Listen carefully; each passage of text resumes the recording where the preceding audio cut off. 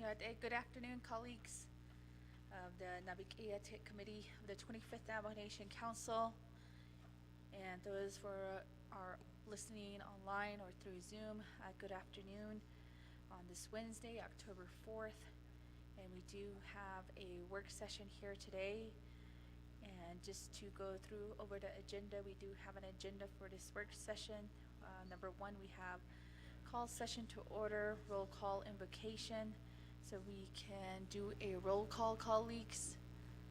We do have Honorable Seth Damon, Honorable Herman Daniels, Honorable Nathan Nota, Honorable George Tulth, and I believe I did see Honorable Curtis Yanito here present with us within the chambers.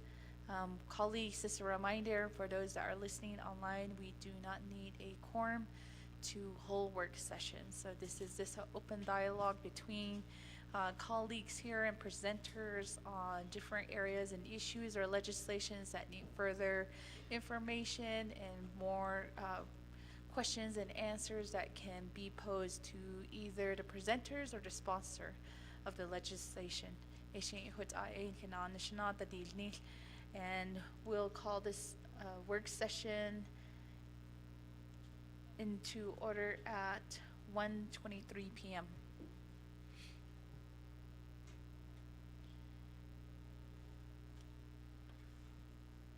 So we did call to order at 1:23 p.m. Kodo Shiyash, Honorable Daniels, could you help us with the invocation this afternoon?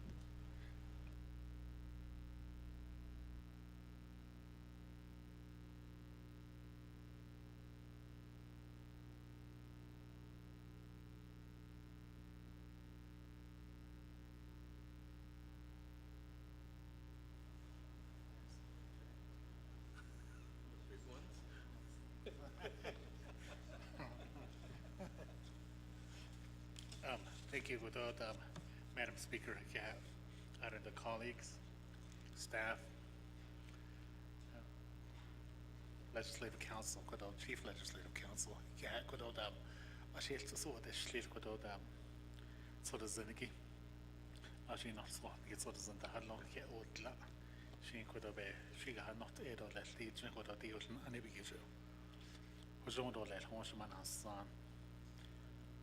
Hojondo le ho jona ishutra honzat ina hot o alhon hotlan ado bekeja akwai na kirka kwagi aro na ho tleran jon tleran lo en jono khan na ne li in lahona aro benda shantin benikina di tlergi ya si ba ke hil ho tla chemen khana ha so spaki ko ke na ho shman hasan agwi jehona na kha ne daro na kha han ne li in lahona aro ntriyat hegi behini na hona arona thoda hona behini na thoyat egi hona arona na di hona kwen ni si khen la hona se ti gita lo kwen ni gali hona adeli ya ko hona arona na ajin ko to il schoshi arona na edo le tan hin ka ko na al chine ban na di ka hona aro hon juno ko hona na na shtil ni hona ekil da hodil na hona Sabetan hadit ay la hono nanil sos de hona ishi be khit la hil ne dolel ar ko shin shin bana ite khidel to hona aket it hin leniki hona nsa kes ya te ki hona sadia ta te ki be dikel ta hono lon dolel shudi enda no leni hona arona hona also ibenel ne li hon so da be heit zi hona ata hois ago also hona benel ne dolel hon studo sanin da has trago hona koya dat ego hona hajo pa shi den zon ada da has trant la hona also hona wal chenda shin kha hajo ikades hona cheyane ya dat egi hona alkina cheya da shi hona la da junya dan zon shi da lan da has tra hona na khabeb la hona shon do le shon pa chenda da hona bel da hollon do le hona haro chini yajend lenegi akhui hona banana shadel da mobil ka do linda in nish hona أجدو تا إنيش تشنيل هون خارجين خانا دات إيدو لهون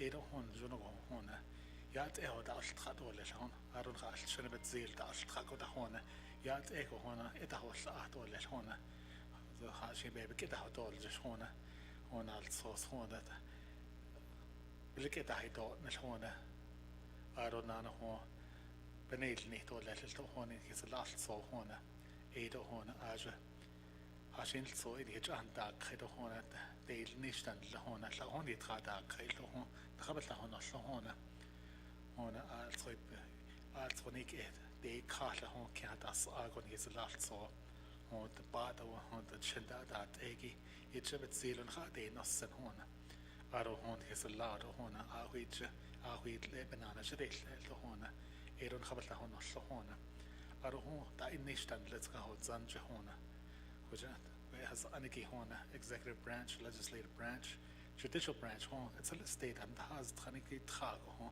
aro hon pandal nashita hon alts hon nihega dit aida hona eida hon alts hon khabta hon allo balchna it's so kevin ala keda dat bagan has aja hona hon alts hon khada hadat ebgam bigito hona bebede nazla jo hon oro khada hadat ebebede dan leniki hona jono ban nada slado le hon جنو هون بتخونا داس خانو بكونا دا تلتلت ولا هون يات إيكو ناس نادي إكخات ولا يات إيكو هون نادا لشتول هون أرو دا إنيشتن لن غي ناد آنيشتين خدا حسو نزنتينو أنزنا خدا حسو كي هون chapters إيدا هون ناد آني تخات ناس لتن ببنان دا كلابسي أجدان دا هازد هون أرو نانا هون إيفاق chapters دا هون عشان الصوب الخدا هوتت إدان لهونه إيرو هون قبل لهونه لهونه هون أني دان لني باش شنو هون بغن هاز ده هونه صغي بنيل ني دول هونه أروزل إيدن دهاز تخني ده هونه إيرو بنيل ني دول هونه أدي جو هون بتاعنا إزكي دول هون أدي جن خنا ده هيدو كات هون بتلاصنا نج ناصنا ديني كات دول هونه وهت أي هون صار زنكين هيج بنيل ني دول شتين نصليني هونه ديده هون تنسو زيده هون خات عشان تتا نات هو كوس هون أرون كين دال كين هون ودينا عشان هون ياسكين هيك جوهنات هون كينا هات لون دولة هون أي سي كهالتو هون سانتو نانا ياسن لني هيك جوهنات هيك هون كه هون يات إيغو تاني كدوخ هون نانا هون خيبي هون هيك هذا الشيء هون هذا إيكون هيك جدا توتر لنا هون أو تاي هون صار زنقين هيك بنيل نيد ولا هون تيب وشلون أنا بيجي لنا هون تخلين هيك هو جون ولا تخلين هيك هو جون ولا وجنا هاسلي Thank you, Madam Speaker. Yahashiyash do citizen Khain Lagi. Thank you for that invocation. Colleagues, we are on number 2, recognize guest and visiting official. I believe it's just a staff in here, and also our colleagues are here with us in the chamber. But good afternoon for everyone that is online. Thank you for tuning in into our work session. So we'll just keep moving forward. We have number 3 work session topics. We have A, introduction and purpose of work session. Just a recap, on July 19th, 2023, the Navajo Nation Council referred legislation 0052-23 back to Naabik'Iyati to have a work session and bring back by the Navajo Nation Council fall session. As a reminder, we do have fall session. Our opening day is on October 16th. The motion was made by Honorable Herman Daniels Jr. and second by Honorable Toth, with a vote of 11 in favor and 8 opposed. So number 1, we have report by sponsor, co-sponsors of legislation. Primary sponsor, we have Honorable Amber Kisnabot-Crotty. She did message the staff that she is on her way, and we'll give her some time to present her legislation again as well. So if you have any additional questions. And we have co-sponsors, Honorable Seth Damon, then we have Honorable Danny Simpson, and Honorable Sherilyn Yazzie. So Jalissa did send some information, some background information to your emails. So you should have that emails, and we also have hard copies. So if you do need that hard copy, staff can give those out to you as well. There was also a request from our Office of Legal Counsel, Ms. Barbroff, who would also like to share a presentation that she also she's going to provide. But we can move into that presentation right after we get a few short words, either from our sponsor or co-sponsors. I believe we only have Honorable Seth Damon here with us that co-sponsored. So maybe we can lead up with open remarks. No? If not, then we can move over to Ms. Barbroff and we can start off with her presentation. Then we can do questions.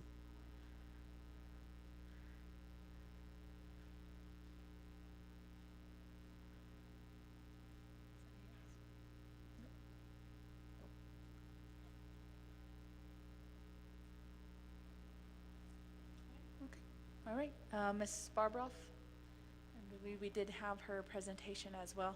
It can be through email, and I think we do have hard copies to your colleagues.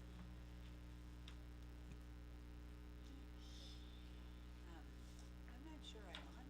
Am I on?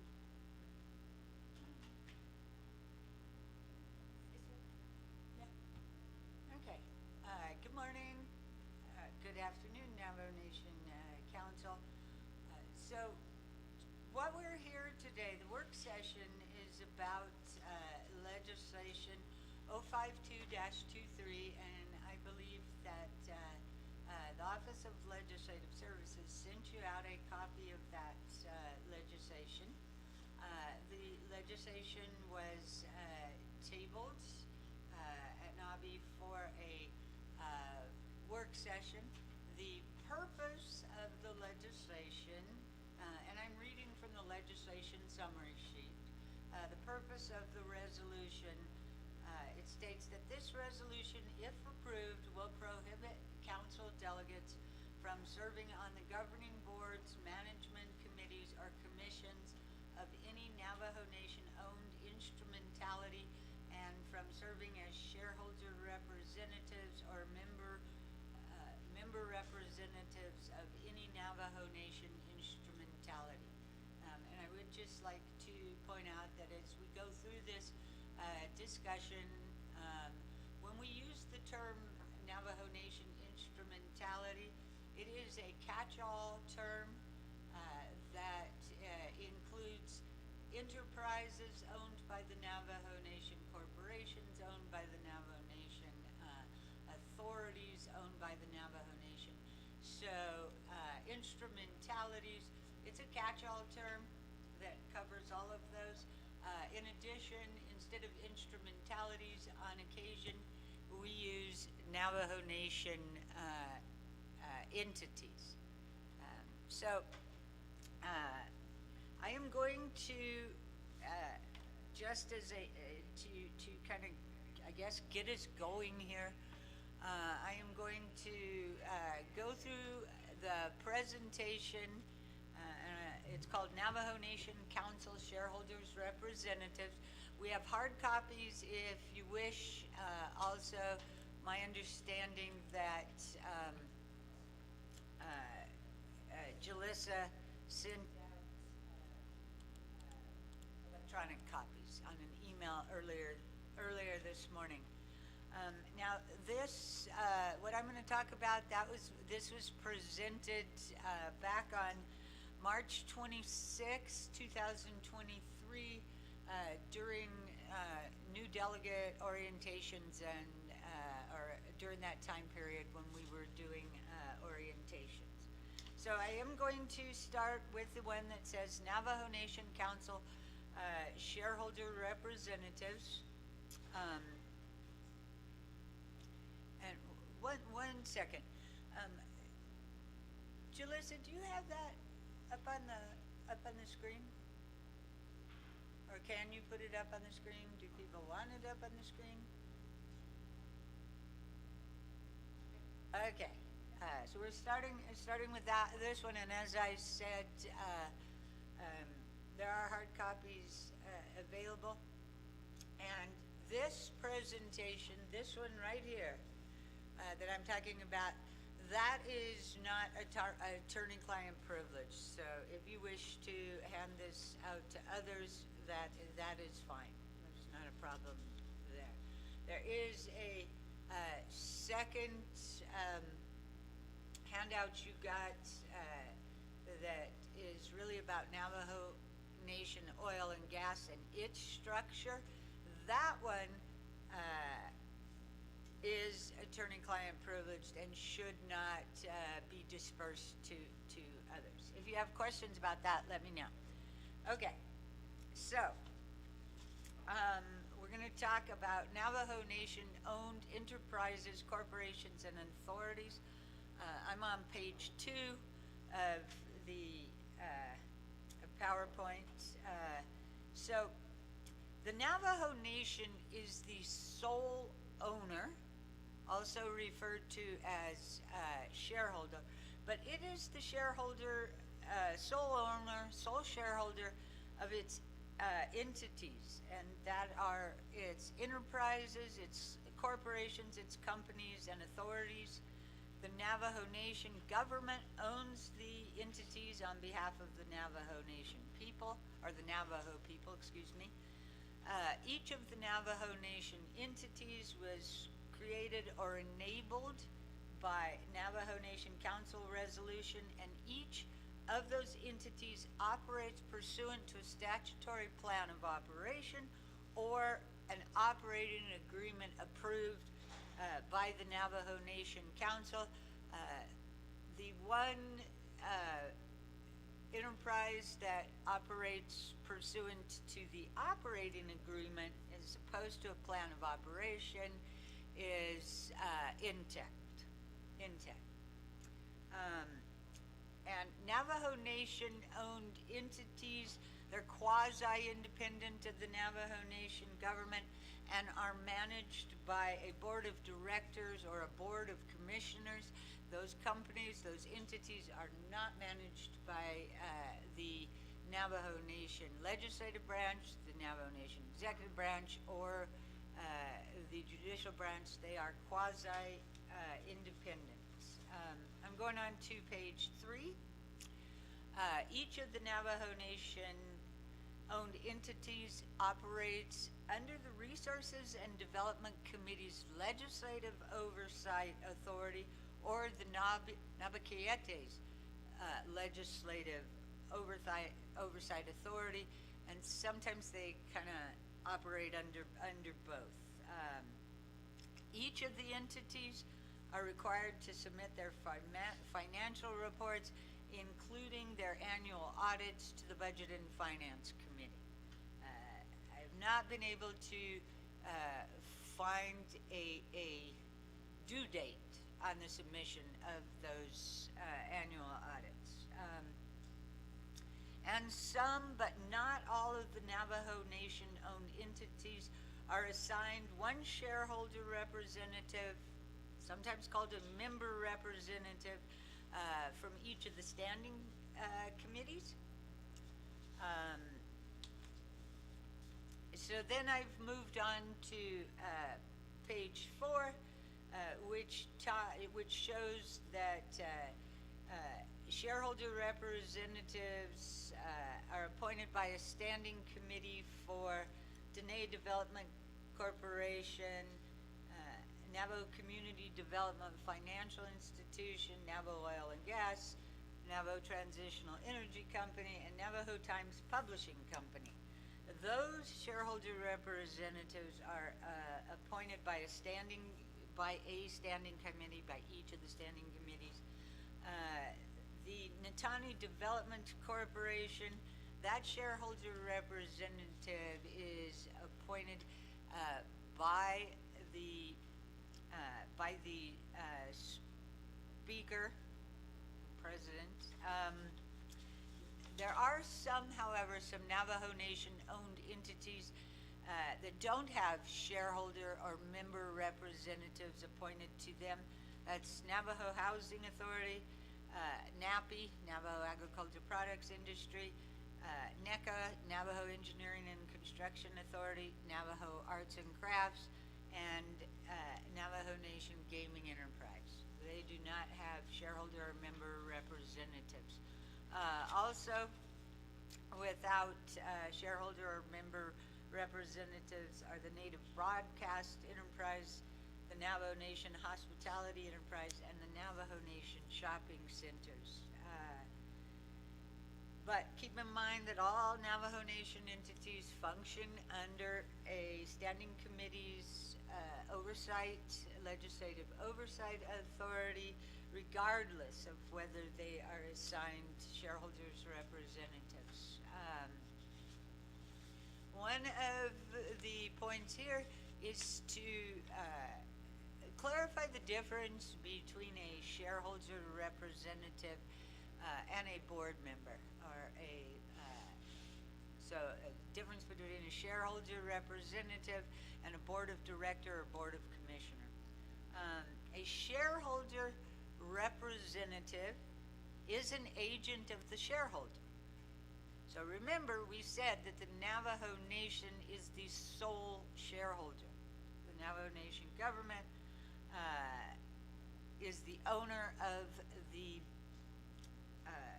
enterprises, corporations, authorities, etc., and the shareholder representative acts as an agent of the shareholder. So you're acting, shareholder representative is acting as the representative of the Navajo Nation's government. A shareholder representative protects and monitors the financial condition of the entity and the interest of the owner, the Navajo Nation, to maximize the purposes for which the entity was created. One of the recommendations as delegates progress and listen, progress while listening to reports about the enterprises and entities, is it's recommended that always go back and look at the purposes for which the entity was established. Those are usually in the very first of the statute, and entities were not created solely for profits or return of profits to the Navajo Nation. Some entities were enabled for employment reasons, for the promotion of, for example, Navajo Arts and Crafts. It was established for the promotion of Navajo artisans, craftspeople, and such. So it is important to look at the purposes for which the entity was created, and the shareholder representative protects and monitors not only the financial condition of the entity, but the interests of the owner to maximize the purposes for which the entity was created. A shareholder representative does not, and there's an emphasis on not, control or manage the entity, and a shareholder representative is not a member of the board of directors or board of commissioners. I'm moving on to page 8. This continues description of what a shareholder representative is. The Navajo Nation Supreme Court has stated that shareholder representatives are essentially trustees of a public trust asset for the Navajo people and must exercise their fiduciary duties. Unfortunately, the Navajo Supreme Court did not go further in its explanation about fiduciary duties, and it did not define which fiduciary duties the shareholders representatives were to exercise, and it did not define the contours of the trust relationship. Going on to page 9, the general duties, and this talks about the general duties of a shareholder representatives. Shareholder representatives have a general duty of care to act within the best interests of the Navajo people. That is,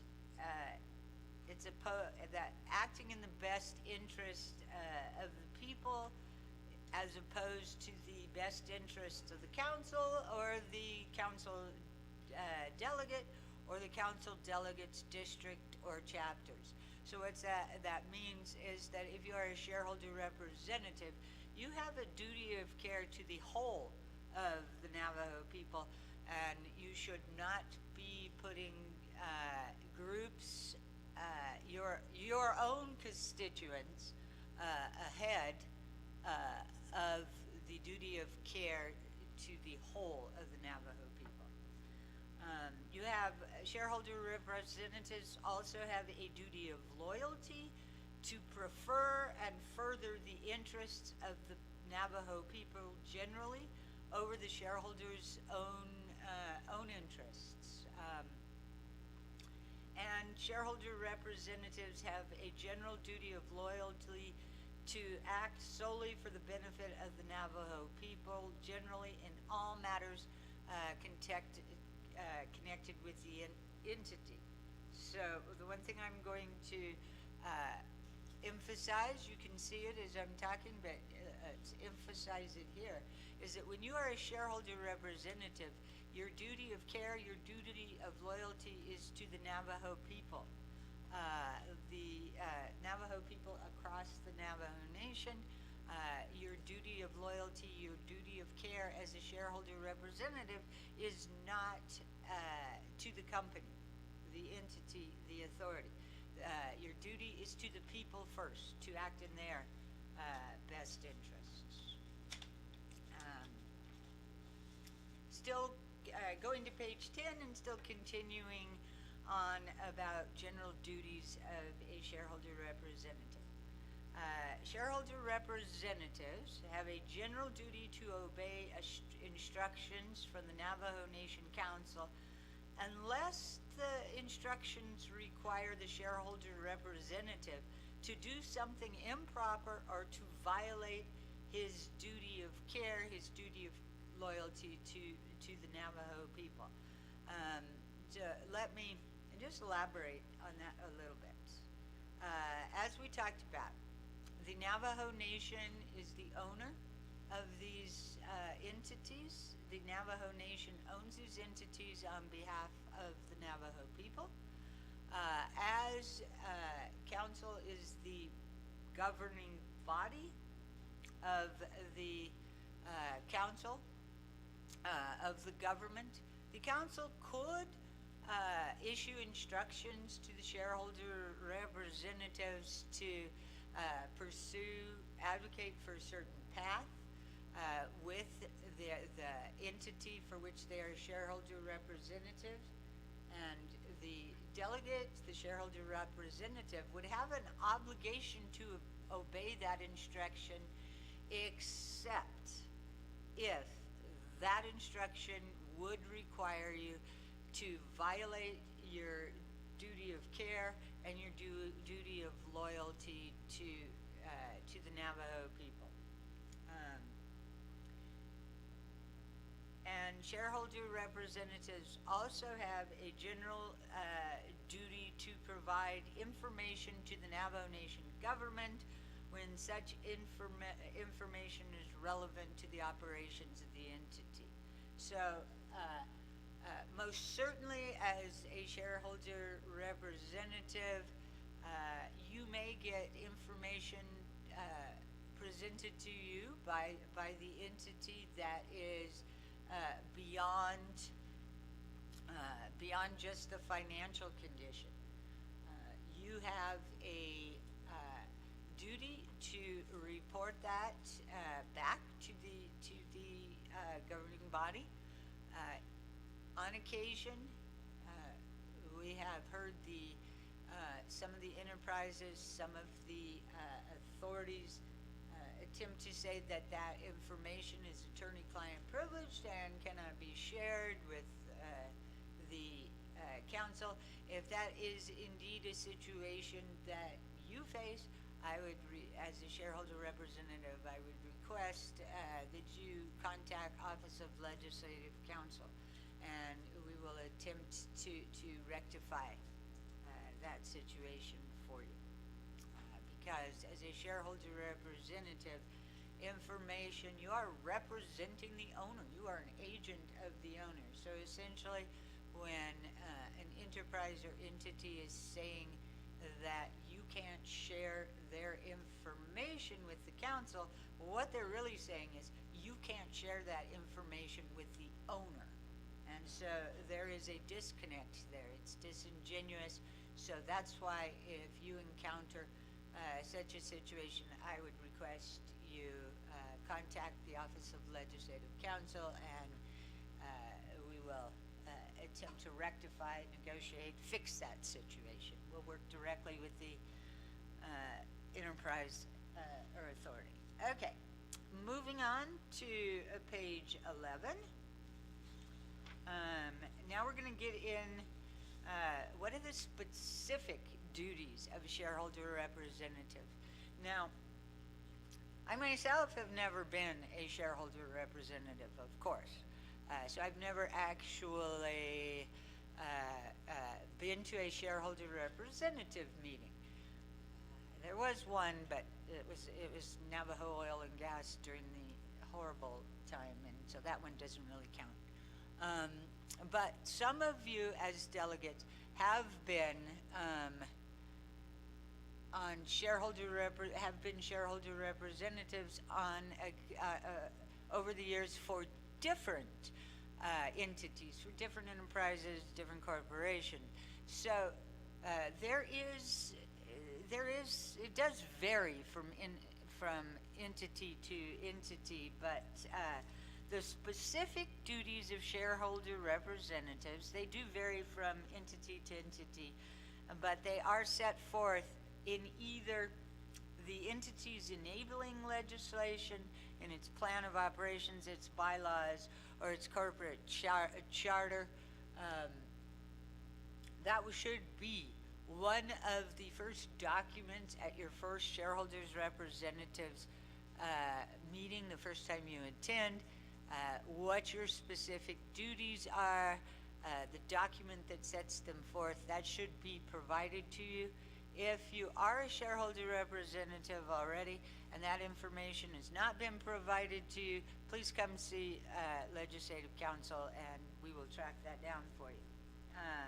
However, the specific duties of all shareholders representatives include, and this applies to all shareholder representatives, include the authority to receive and review the entity's annual audit and financial statements and report such information to the appropriate standing committees. I think it goes without saying, but if you are a shareholder representative, the information that you are receiving specifically about financial conditions, annual audits, hopefully you're given the opportunity to report that information to the standing committee that selected you as the shareholder representative. The specific duties of most shareholder representatives, it's not all of them, but most of them, include the duty to confirm new board of director appointments as recommended by the CEO or recommended by the board itself. So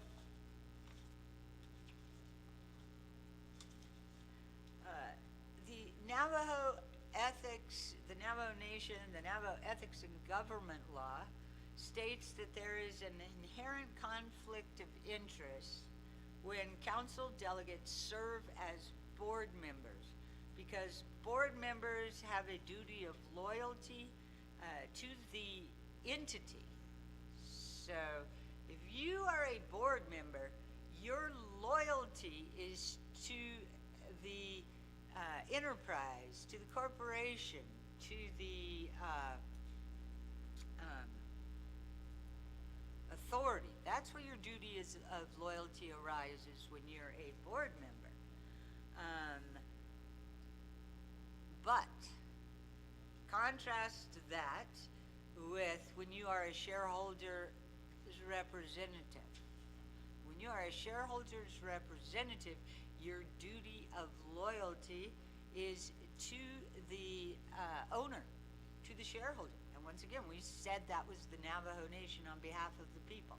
When you are a board member, your duty of loyalty is to the corporation or the enterprise.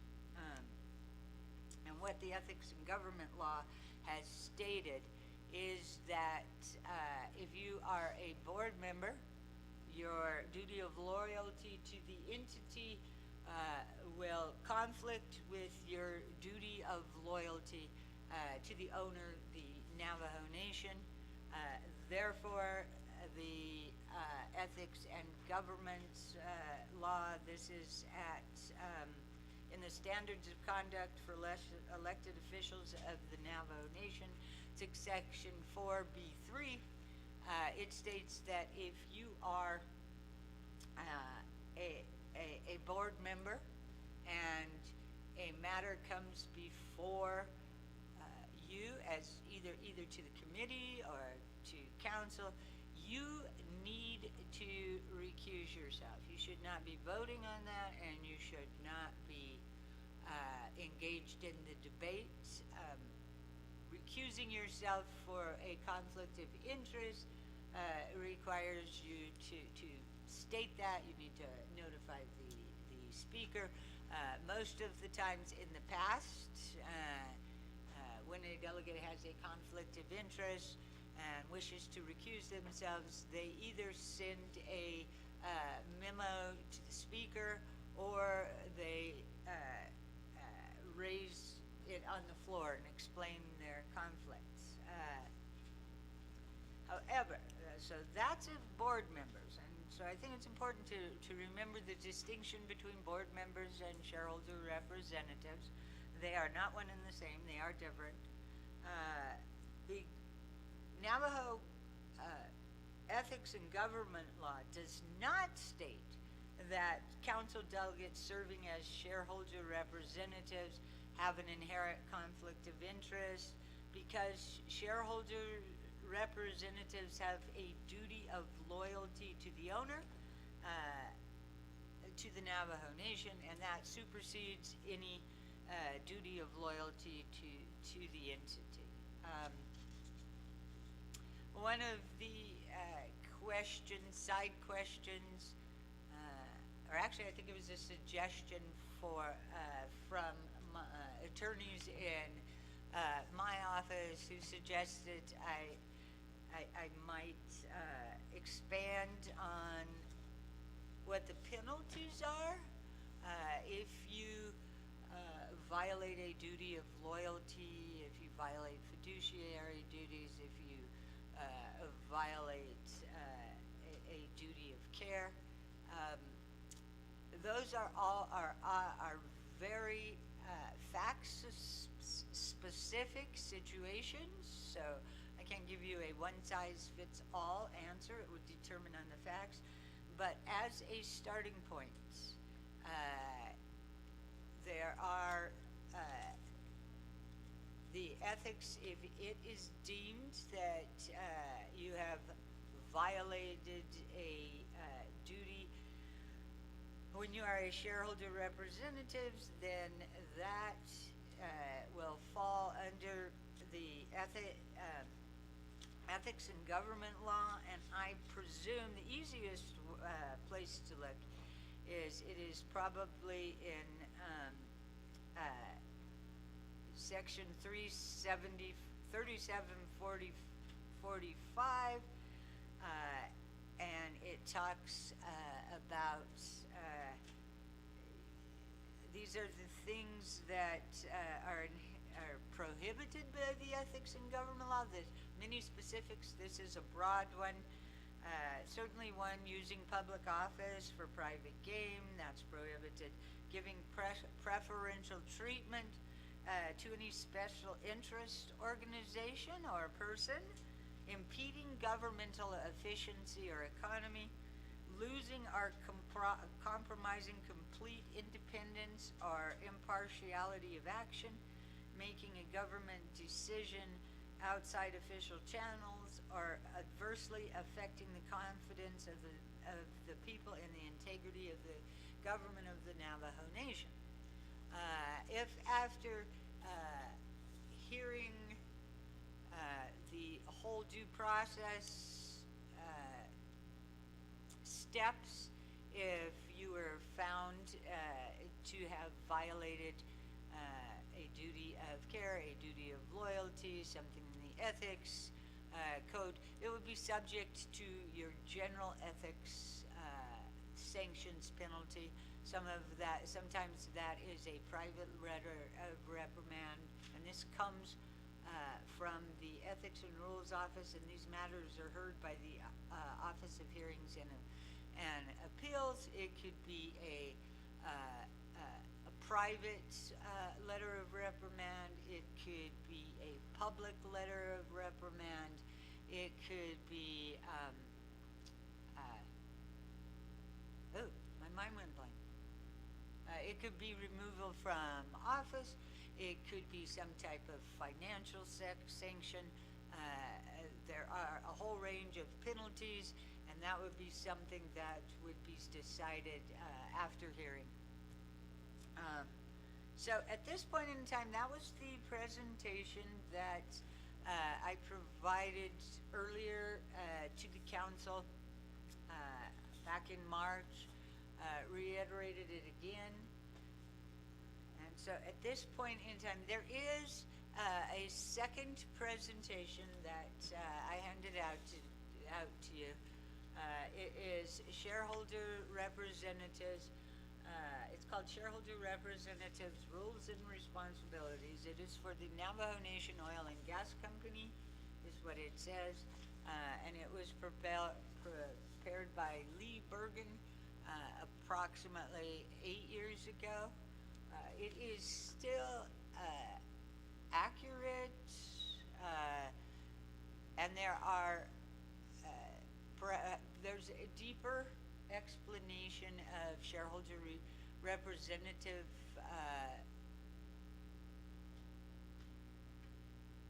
representative duties in there. I'm sorry, somebody back there was waving. I thought they were waving at me. I was trying to figure out what was going on. And so I would recommend you read through that, but always, if you have a concern, come talk to Office of Legislative Counsel, or go to the Office of Ethics and Rules and have a discussion with them. One of the things that frustrates delegates very much, I'm picking up that frustrates delegates very much,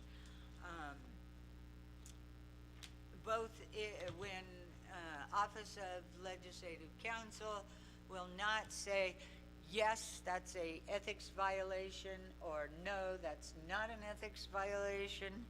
And the reason Office of Legislative Counsel declines to give you absolutes, because as part of Office of Legislative Counsel's plan of operation, it's very similar to the Department of Justice's, the AG's plan of operation. But what it states is that if a legislative branch employee or official, so that includes council delegates, operates pursuant or under an opinion of the Office of Legislative Counsel, then no adverse action can be taken against them. That has historically created some issues with the Office of Legislative Counsel that have led to some sanctioning and disbarments and suspensions. So we are not going to tell you, yes, that's a violation, or no, that's not a violation. We will give you all the information for you to make that decision yourself. Thank you. At the moment, Speaker, back to you. That is what I had to share. Thank you, Ms. Barbara, for your presentation. Colleagues, as a, just for the record as well, we did have this presentation done by our legal counsel on March 26th, and that was at Twin Arrows. But if you do have additional questions to Ms. Barbara, we can open up for a discussion or any recommendations or any questions that you might have. But just, you can press your request to speak if you do have any questions or any type of recommendation for Ms. Barbara.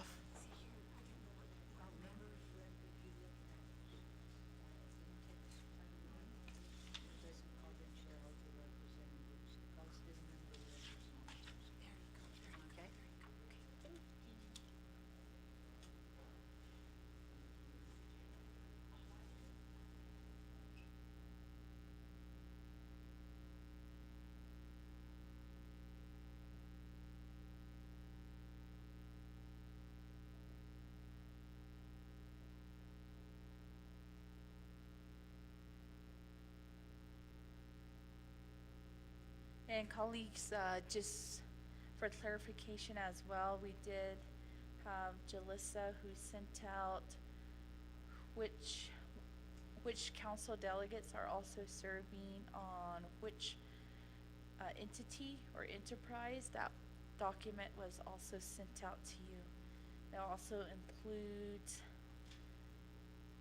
any assignments to being a shareholder representative by resolution, so those resolutions are also identified in that listing.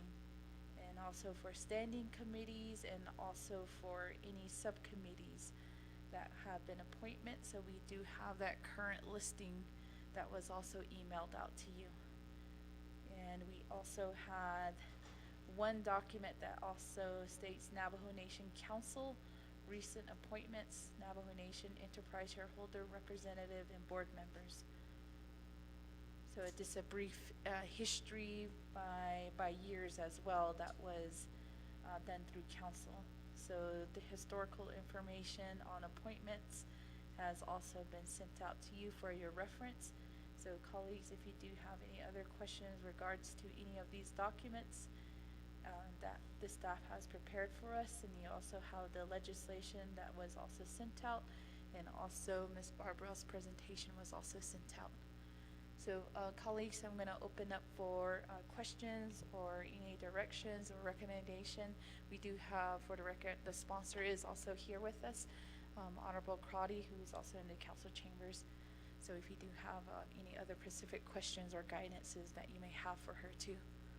But maybe in the meantime, I'll give over the floor to Ms. Crotty to provide her comments to her legislation.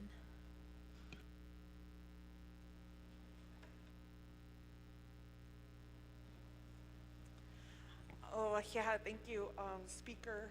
I appreciate my colleagues for being here and those who are listening online, calling in, and our relatives in reviewing the request from the council for a work session.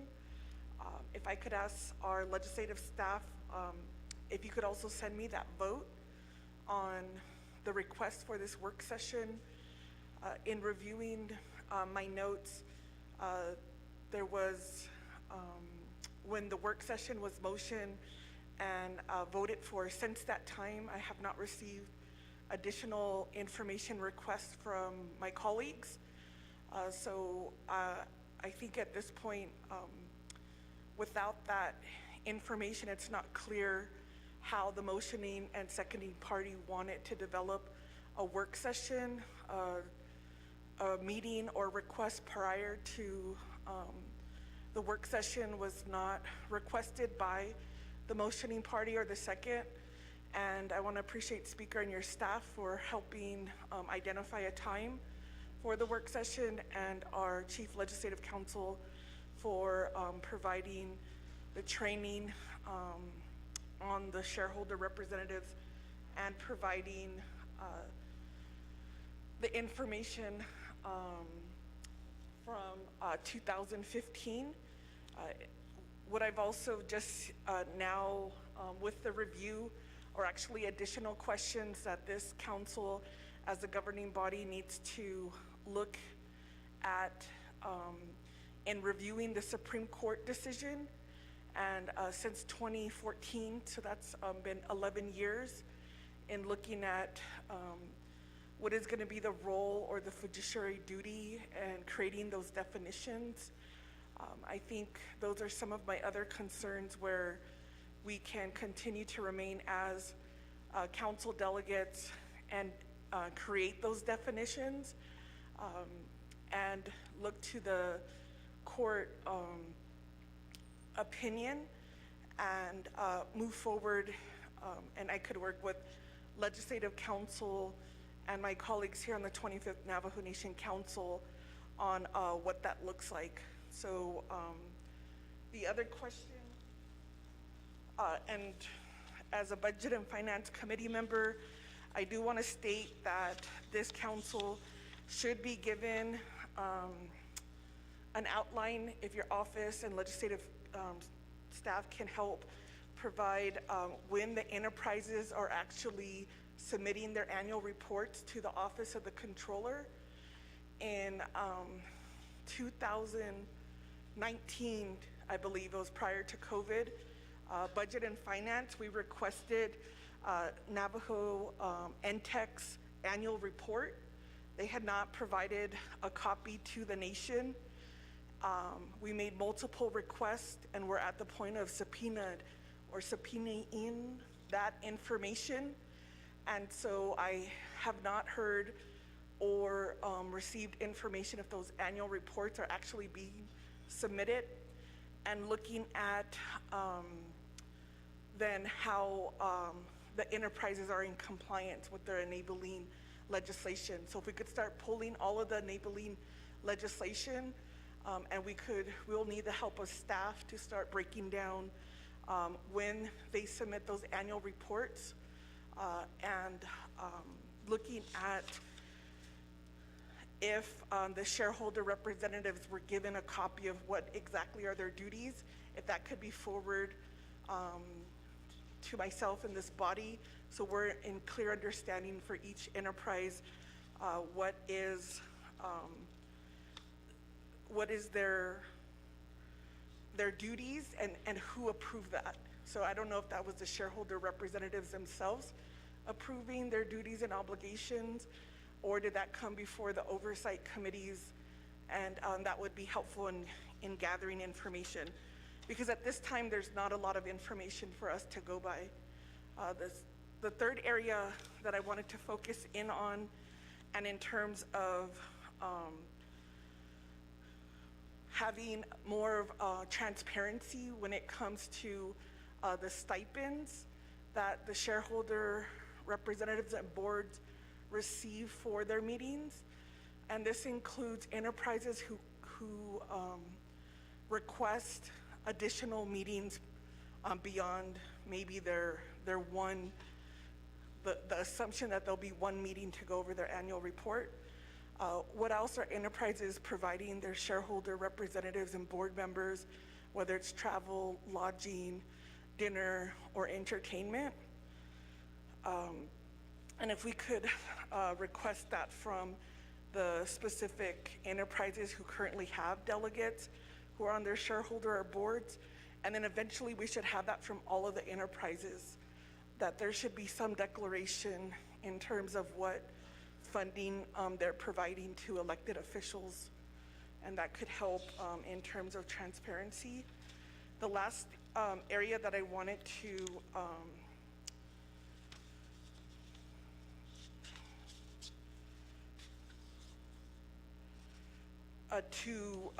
I just need clarification from our Chief Legislative Counsel on slide 11.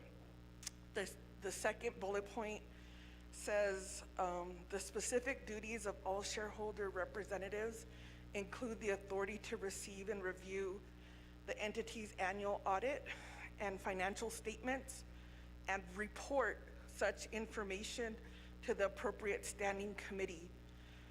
I would need help if that is the shareholder's responsibility to report that information to the standing committee, or is it the enterprise to submit that information? If we could get clarification, that would be helpful. And hopefully my last request from legislative staff is to pull the agendas from standing committees.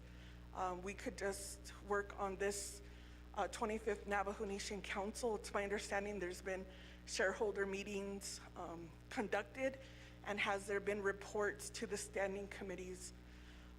And if we could just do some analysis, that would be helpful in terms of how the Navajo people who are the shareholders are getting the information from these meetings. Oh, no, I do have one more.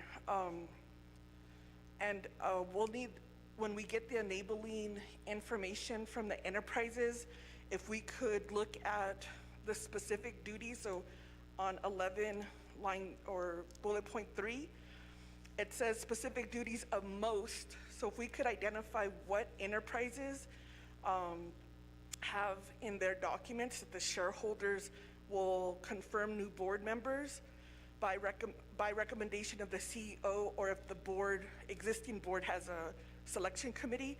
I know for sure Navajo Nation Oil and Gas does. Because when I was a shareholder there, we voted on board members, and we actually did not approve one of their returning board members. And when the shareholder representatives changed, then that individual was then put back onto the board.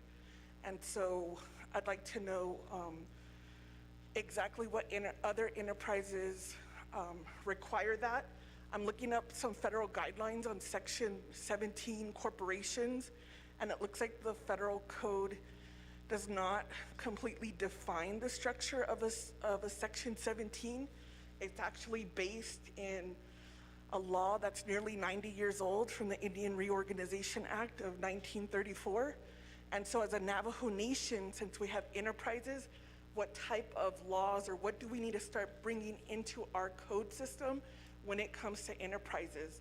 And that's where I think our work is to define these working relationships and transparency with the enterprises, because they are developed in different capacities, whether it's for profit, whether it's for employment, whether it's to administer grants like NAHASDA funding.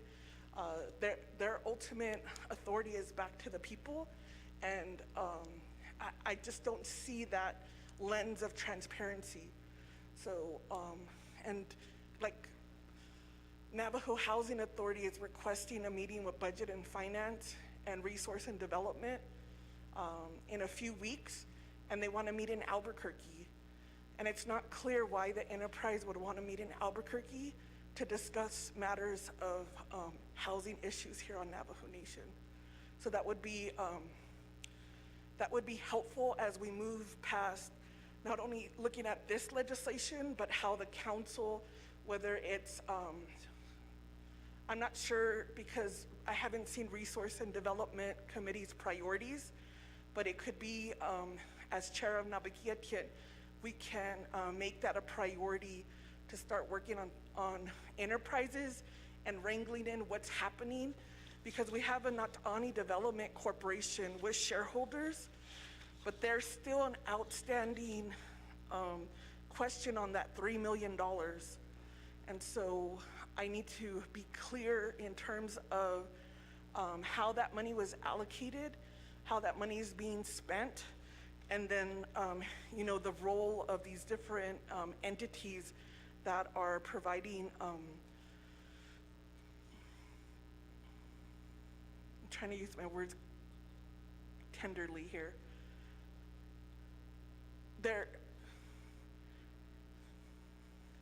They have offered, or they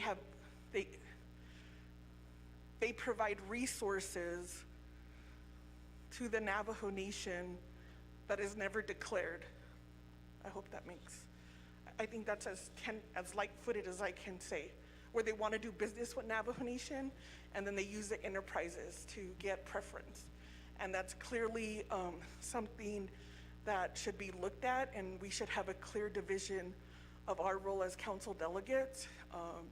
the role of shareholder representatives, the capacity on their boards, and how this is all being, the information, how it's all being transmitted to the Navajo people. Thank you. Thank you, Honorable Karate. We do have several questions. Maybe you can have Dana, maybe she does have answers for some of those questions that you raised, but also we do have one Navajo Nation Oil and Gas Company. I believe it was handout. It says shareholder representatives roles and responsibilities. So it's dated November 16, 2015. I believe Ms. Barbara, was that you that OL's legal counsel provided that copy? But that's the only one that we have. So, yeah. Okay. But I'm gonna turn the floor over to Ms. Barbara to answer some of her questions, and I'll go over to Vice Chair Simonson. Thank you. So let me clarify just a little bit. So the handout, it says it's shareholder representatives, roles and responsibilities, and then it does say Navajo Oil and Gas Company. But if you go down a little further, you will see that it was created by Lee Bergen. Lee Bergen is an attorney out of Albuquerque. Lee actually is Navajo. And Lee was contracted by the Office of Legislative Counsel back in 2015 to put this together for council. It was not drafted on behalf of the enterprise. And he wasn't working for the enterprise. He was working for council, Office of Legislative Counsel, when he drafted it. Back in 2015, there was, it could take me a week to talk to you about what transpired with Navajo Oil and Gas. It did involve shareholder representatives. It involved board members. It was a mess, is the best way I can put it. And that was what drove Office of Legislative Counsel to have this put together. It does have a lot of really good detailed info in it, and so I would suggest you read through it. And it does also, very interesting, Navajo Oil and Gas is a Section 17 corporation, which means it's incorporated under federal law, as opposed to corporations are generally incorporated under state law, but except if you're a Navajo corporation, you can incorporate under Navajo Nation law. Navajo Nation has a corporations code that, as Delegate Karate was indicating, we need to go back and take another look at it. But Section 17 corporations, they're incorporations under federal law, and unfortunately, there's not much federal corporation law out there. So that puts them in a different category, but in this handout, there is information about Section 17 corporations on the last page before you get to a copy of Oil and Gas Federal Charter. We did include the federal statute that allows Section 17 corporations, and Section 17 corporations are absolutely a beneficial tool for Native American entities to look at. There's a lot of freedom. The challenge is amending the charter. That's got a lot of steps. It has to go back to the Secretary of Interior. It's not just based on Navajo, the Navajo Council, amending the corporate code. But there's a lot of good info in there. And so, Delegate Crotty, the one question I can answer right now is the one you asked about on page 11 of the handout I was discussing.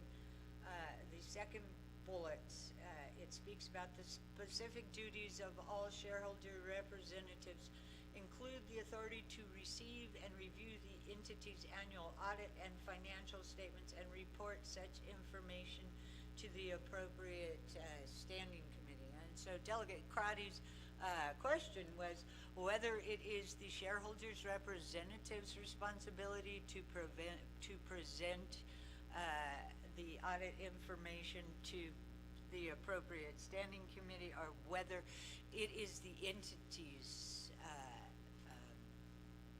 responsibility.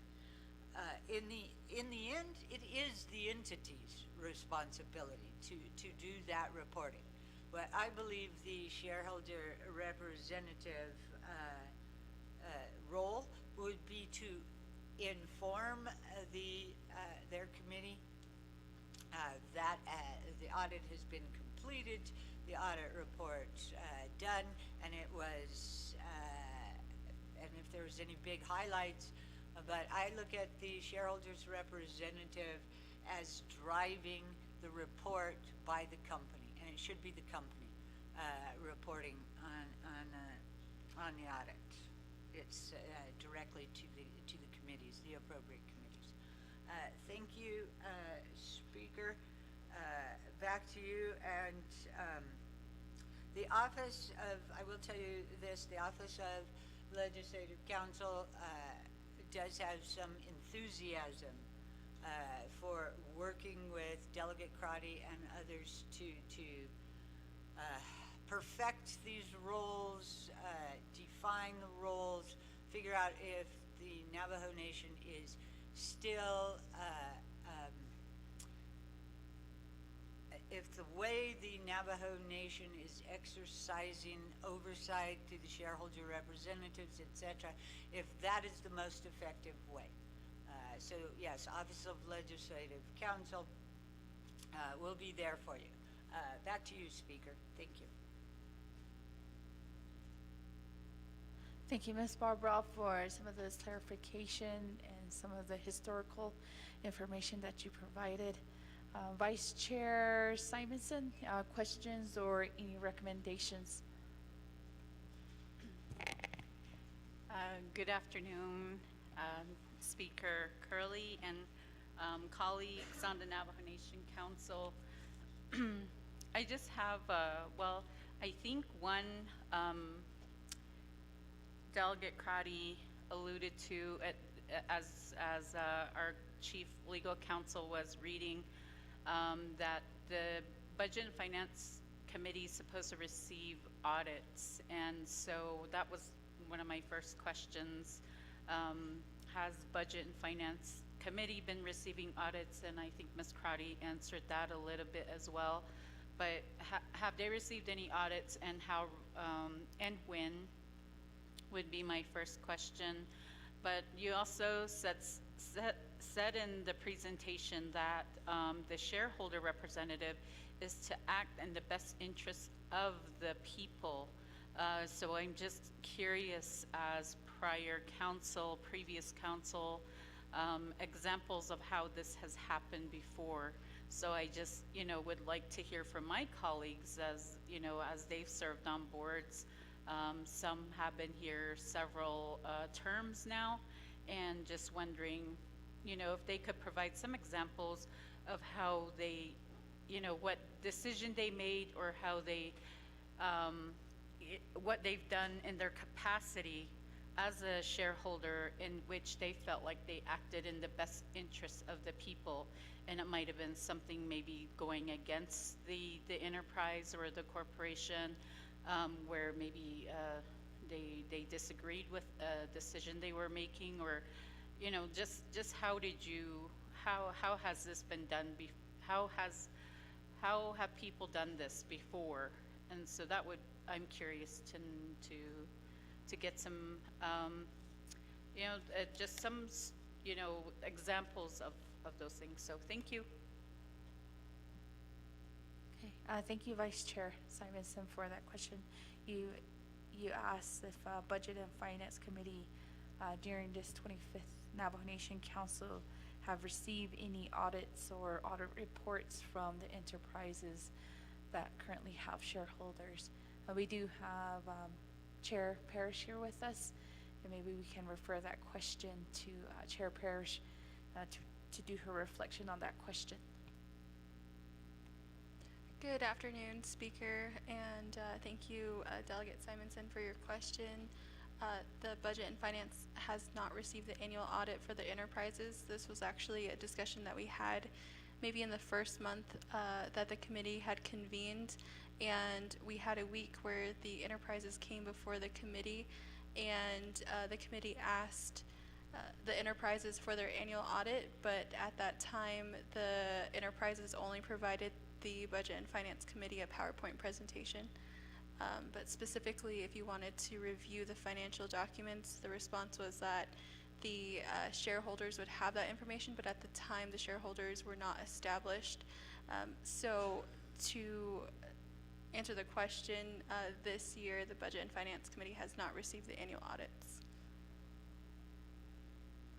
Thank you, Chair Parrish. I was just talking with our acting interim director of Office of Legislative Services, and she said she can help assist to see when the last or the latest audit report was done, so that Ms. Johnson doesn't recall the most recent one, but she can look through just the history to see if there's anything that was once reported to the Budget and Finance in the past prior to 25th Navajo Nation Council, or the latest time it was reported to the committee.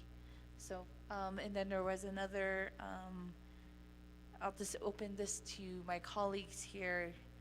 Vice Chair Simonson asked if any of our colleagues here who has prior experience to being a shareholder, what are some examples of acting in the best interests of the Navajo people? I believe that was specifically just maybe opportunity for our colleagues to share their experiences or how they practice that. So, but I'll leave that discretion up to our colleagues who have served on prior enterprises as shareholders. So, but if you do wish to share, you can just press your request to speak button, but I'll just leave that up to you, colleagues. Colleagues, if are there any more other suggestions, recommendations? Madosh Shiaj, Honorable Daniels.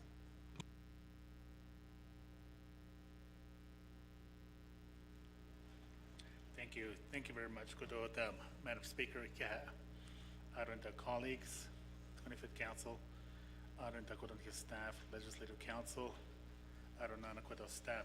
Thank you for the handout. This is very informative. A lot of information, good information in regards to one of the entity, Navajo Nation Oil and Gas. The other one, the Navajo Nation Council, shareholder representatives.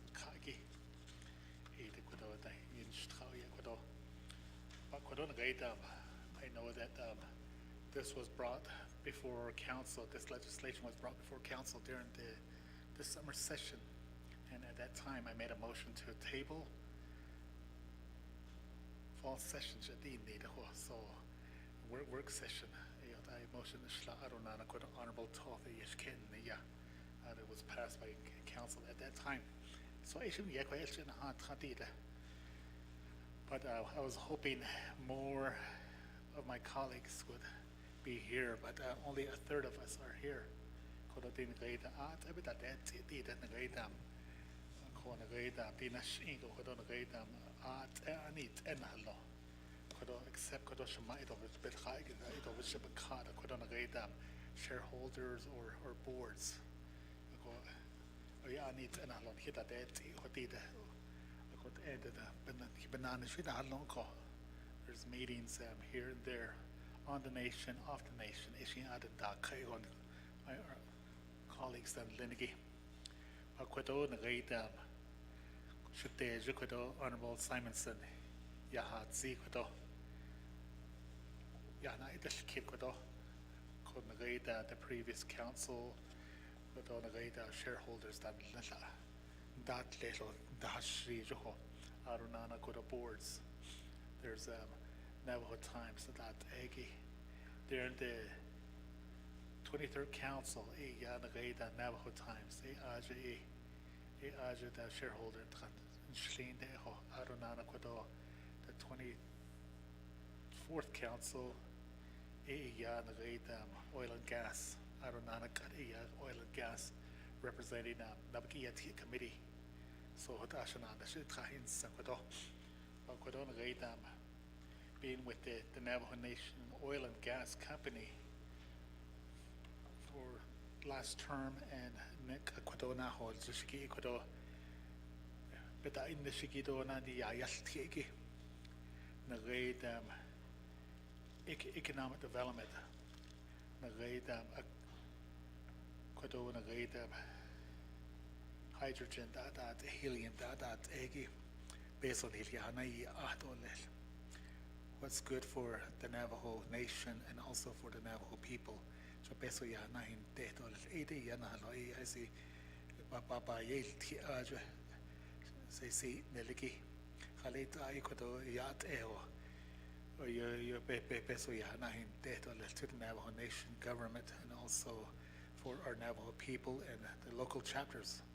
I see aja deba baba yel ti ko so Navajo Nation Oil and Gas Aja Akonagate helium that to explore helium on a hydrogen as you know that Navajo Nation Oil and Gas in a great Kodoshe Honorable Yanito na Aja Akata what Aja Akadasla Akata Yilton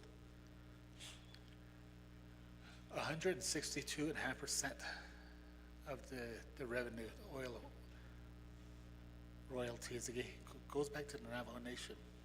37.5% stays on the Utah side. Quite a Utah Navajo Trust Fund. Administer 37.5% again. So in the Utah chapters, but 162.5% goes back to the Navajo Nation. So Hashin Sokonagayam Navajo Nation Oil and Gas.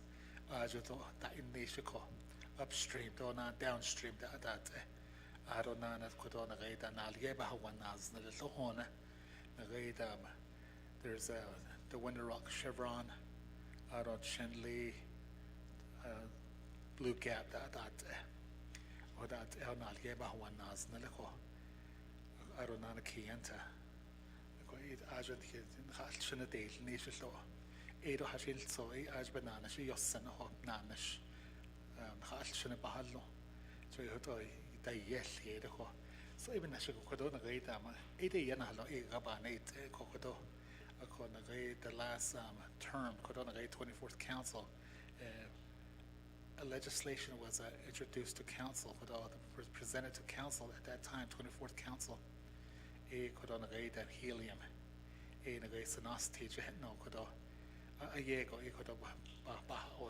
at that time, shareholder Elmer Begay, at that time, council delegate, law shareholder, he didn't present he was the sponsor of the legislation at that time. So that ego Kodona Gaidam, Yanan, and Banana should I use Senakona Gaidam, Navajo Nation Oil and Gas Company, Aronan shareholders need Lenigi, so you could I. But I need let on Naabik'Iyati. خليت أي بيسو يات إيكو ني أز آدو لل خليت أي يات إيكو دا إنيشتو لل دون أنا بيسو يا نهي تيتو لل. As you know that Navajo Nation Generating Station in Peabody, they're no longer there. $40+ million. Do obohil zakat. Kodona gaida and he need de bigak kodo. So what ana lo kodo nsaske so the cuisine that not kodo answer that case khalit ana dole la kodo for the Navajo Nation khalit abeso ya na inte dole. I don't hear every day we're growing low population again gaida Navajo Nation or Navajo people ahon nation to kodo. So kodona gaida 10 years 20 years she need lot or let's go 500,000 to go that's a cost or let's go so 20 to 20 years from now a million that's a need lot or let's go oh that ego it's on that ila and see case so kada di ka what did so oh you to what about na see to let's go kodo shiteje honorable Simons ya na ida kiti kodo adona na kodo it yet also about see to let Speaker, Madam Speaker, thank you very much. Thank you, Honorable Daniels, for your reflection of being a past shareholder. Colleagues, I don't know if there's any other questions or comments, or we do have one in queue. Honorable Toth.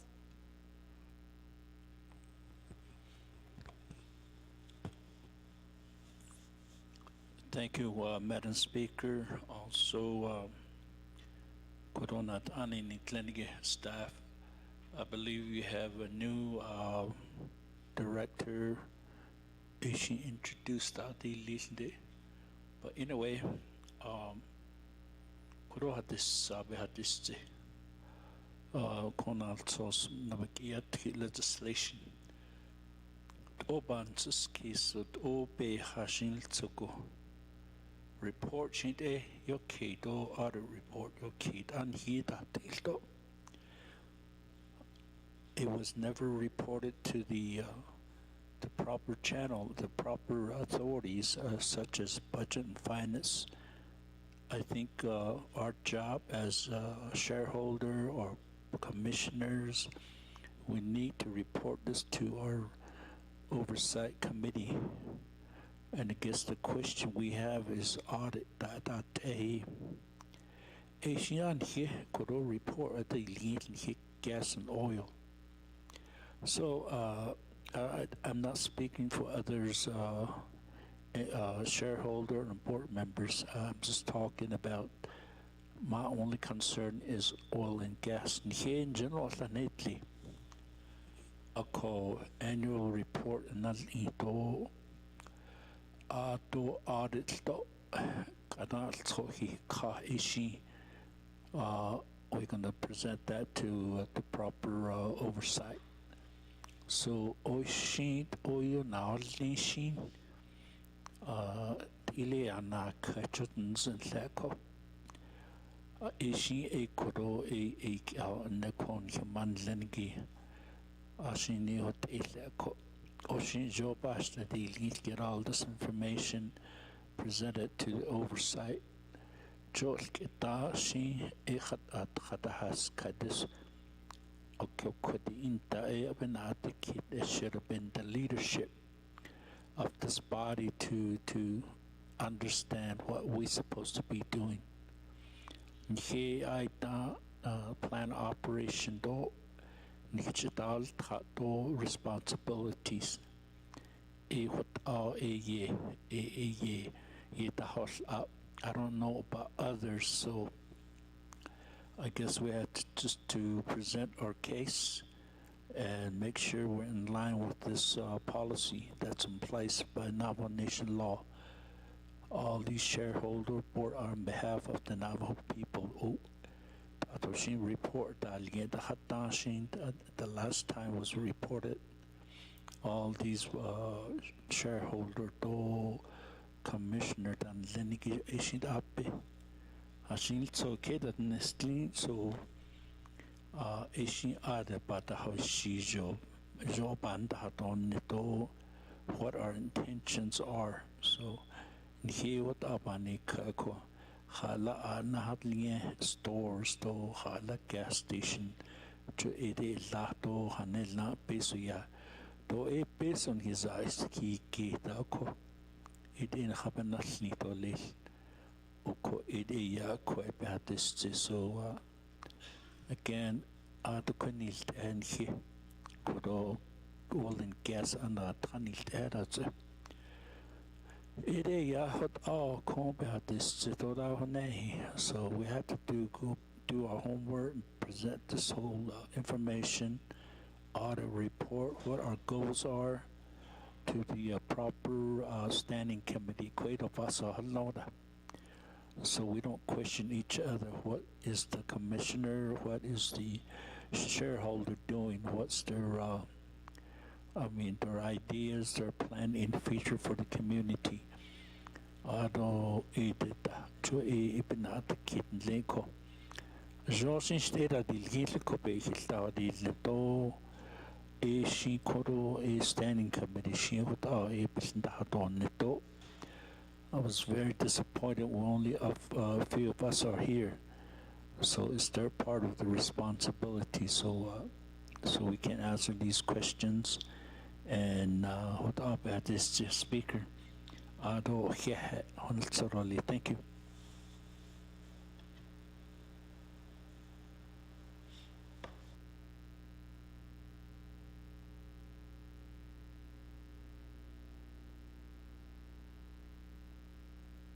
Right, thank you, Suche. Honorable Tol, Ado Kwaigi, Banahadesh Al. Honorable Nota. Yate Speaker, do Council Delegates, Naso Tani do Dice and Olsagi, Nolskoyate and Hidini do. A couple of things from my view of this. Thank you, Ms. Brobaugh, for presenting this information and the responsibilities that the shareholders are supposed to do and have and so forth. It does appear that some of the duties have been reneged. The reports, annual reports, financial statements, and all these audit type of information, it appears to me in the past hasn't been provided to the council or the Navajo people. It's the Navajo people that do own these enterprises and these corporations. When I look at the legislative resolution, it says here that this will prohibit council delegates from serving as board members and shareholder representatives for the Navajo Nation and any of those own instrumentalities. So my feeling is that I see where a council delegate probably shouldn't serve as a board member because that's actually getting into the specifics of the corporation or the entity. But I kind of feel that based on the presentation you gave, this information seems very legit to me to keep the shareholder representatives in place. I only say that because, well, for two things. I did go to a meeting with DDC, with Vince, Delegate Vince James, Delegate Claw, Delegate Nez, and Delegate Begay, and I learned a heck of a lot as far as what their responsibilities are and what their line of work is and how they're making funds for the Navajo Nation. And I was able to see that, man, there's some potential possibilities here. And all five of us, I think we were able to give some advisement to move forward with that entity. The other thing I might add is if we're going to get rid of these representatives, shareholder representatives and so forth, what's going to be the plan? What's the alternate method that we're going to utilize to get these reports back to us and the Navajo Nation? I don't know that that's all spelled out in the somewhere for us, but I think in getting ahead of the curb, getting ahead of the cart, we should make sure that that's addressed before we do that. That's my only comment that I have today. Thank you, Speaker.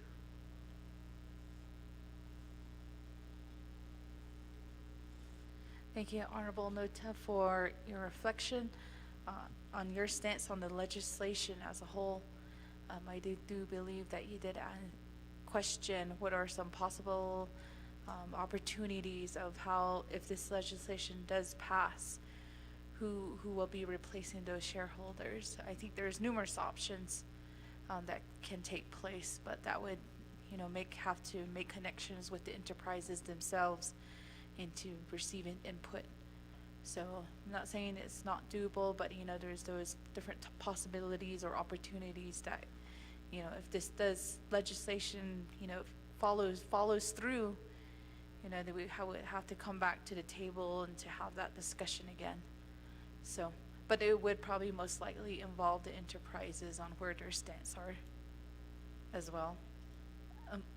Honorable Nota, go ahead, follow up. My feeling is that that really needs to be documented on paper before this legislation goes through. I think just for documentation purposes, and we know what's going to take place, what's going to happen, and the scheduling for when all that's going to take place. I think it should be written on paper. Thank you. Okay, thank you, Honorable Nota. I'm going to give some time over to our legal counsel, so she does have some possible options or what can legally happen if that you would need. Ms. Barbara?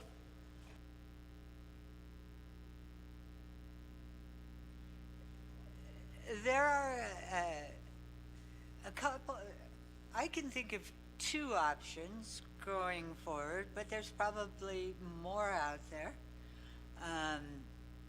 So one of the things that is possible is that instead of appointing council delegates as shareholder representatives, you can appoint non-delegates as shareholder representatives, such as preferably, just because it's easier, it would be, you could appoint Navajo Nation employees, somebody from the auditor's office, somebody from the controller's office, that way. It is easier if they're government employees, but just because it's easier doesn't make it impossible. You could also look at appointing members of the community as shareholders' representatives. So that is a possibility.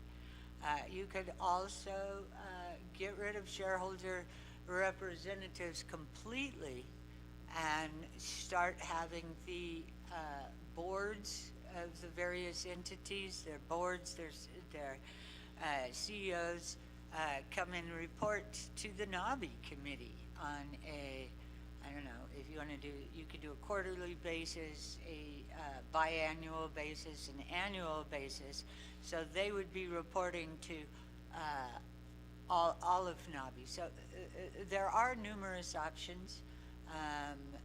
I think that if this legislation passes, the way it's written, the boards,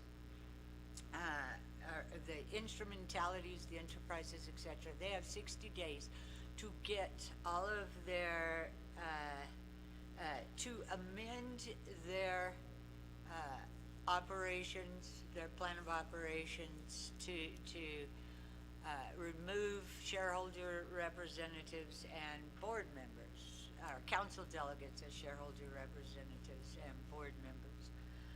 Not all of those will, amendments, if those amendments are in their bylaws and internal documents, the boards themselves can amend them. If they are in articles of incorporation, operating agreements, those are going to have to come back through council. One of the things, and I'm going to veer off just a little bit right now. One of the things that council should be aware of, and it certainly frustrates Office of Legislative Counsel, is that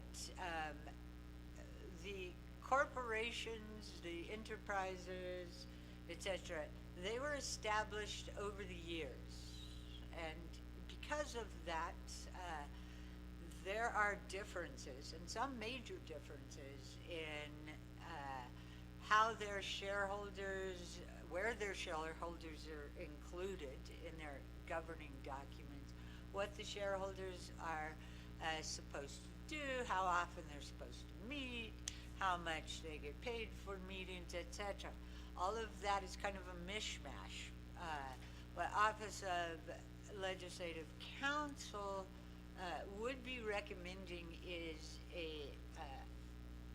some type of comprehensive statutes, rules, regulations that apply to all shareholder representatives and all enterprises. So everybody is doing fairly similar, the same thing. Now, that would be easier to implement. I think it would be more transparent, and it would certainly provide some consistency.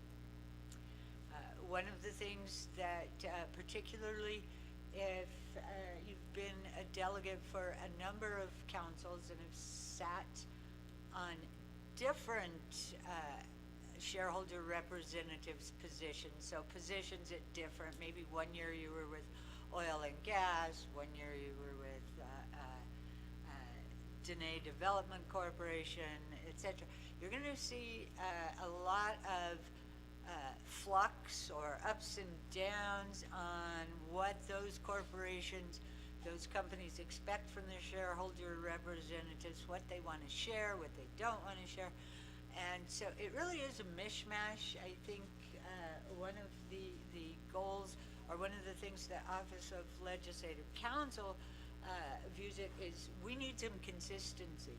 We need a place you can go to look to see this is what a shareholder representative does, this is their responsibilities, this is the corporation's responsibilities or the enterprise's responsibility in relationship to the shareholder representative. Now to find that information, you got to dig through all kinds of documents. So I hope that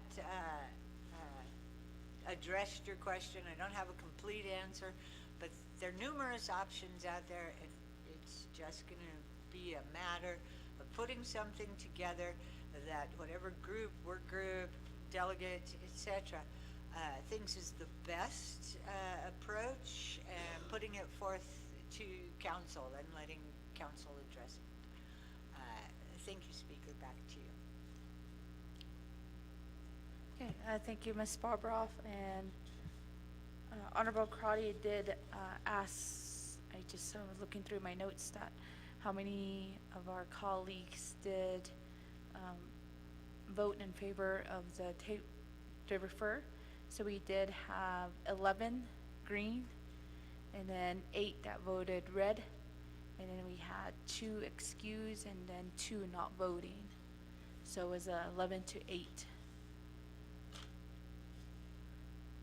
Colleagues, are there any other additional recommendations, suggestions, or questions that you might have to contribute to the dialogue? Honorable Crotty, I'll give the floor back to you, and then we can move on to Shiaj with the Honorable Yanito. Oh, yeah, thank you. I appreciate that. And for my colleagues who are current shareholder representatives and spoke about how the people have been involved, if we could get a report or summary that was provided to the people by the shareholder representatives, that would be good if that's considered like a best practice. And the recent DDC shareholder meeting, I haven't received any information regarding what was expressed by their shareholder representatives. So how are the people being informed? And then how is that going to the oversight? If that example of how that's being provided as either like a summary could be distributed to the full council, that could be a best practice. Because in my experience with DCD shareholder representatives, And this is not saying the enterprise asked the representatives to move forward, but they'll start seeing the possibilities and then start pitching ideas to give to the enterprise to do. And that's what happened with ARPA funding. The shareholder reps had a meeting last council. They came back and they were like, we want DCD to be the fiscal agent of our $2 billion because we think they look good. And there was no conversation about any experience they had with like US Treasury guidelines, if their lawyers had the expertise, but they just looked good. I mean, they have a beautiful office, you know, but those are not the qualifications that we need as a government to make sure that our funding is first secured. And DCD has also had some history in the past that this council should be made aware of, because all of their funding, federal funding in the past has really not been disclosed. And we also talked about like a dividend. And so that, I haven't heard any of the shareholder representatives speak of a dividend. I know Delegate Damon in the past has spoke of a dividend. And so how are these enterprises contributing to the nation if they're securing these federal military grants because of their special status as a Navajo Nation owned enterprise? So there's critical areas that we need the shareholder representatives to be asking, and we need the people involved because we don't know what we don't know. But there's individuals in the finance world, there's individuals who work on military contracts, there's individuals in the business world who can give us guidance as a governing body, as the council, as oversight committees, to ask these questions. And that's why I'm leaning more, and I don't think, and I disagree that there has to be something put in paper on what would replace delegates, since delegates are this body for the last 11 years have not developed, you know, the criteria is what is the definition of fiduciary responsibility. I think just on that, we've demonstrated as a body, this responsibility should be another Navajo citizen can take the place of the delegates while we work on these critical elements like definition. What is the role and responsibility of the enterprises? How do we keep them accountable for these annual reports? If they were developed to provide some incentives or some financial dividends in the future, and what does that look like? And then who do we have from our professional pool who can provide those guidance and have those conversations?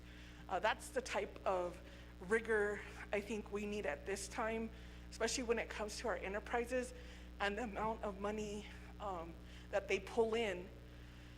Because the enterprises, and you know, we could get a report from Minerals or from Office of the Controller. What oil and gas provides is, you know, like royalties, what is that PILF, you know, something in lieu of taxes. So it really could be any organization could be doing or could be out there and would provide similar royalty. That's, you know, we mentioned Peabody. So these enterprises have to look at, if they're developed, how are they making sure, and I think the conversation with the people is like the impacted people, the impacted community and the surrounding communities. Because the nation, the government is the people, right? The people. So how are they being duly informed? And so I think those are the conversations I'd like to see in the future. So those are my comments at this time. And if there has been a suggestion, if delegates are not shareholders with this vote, what will happen?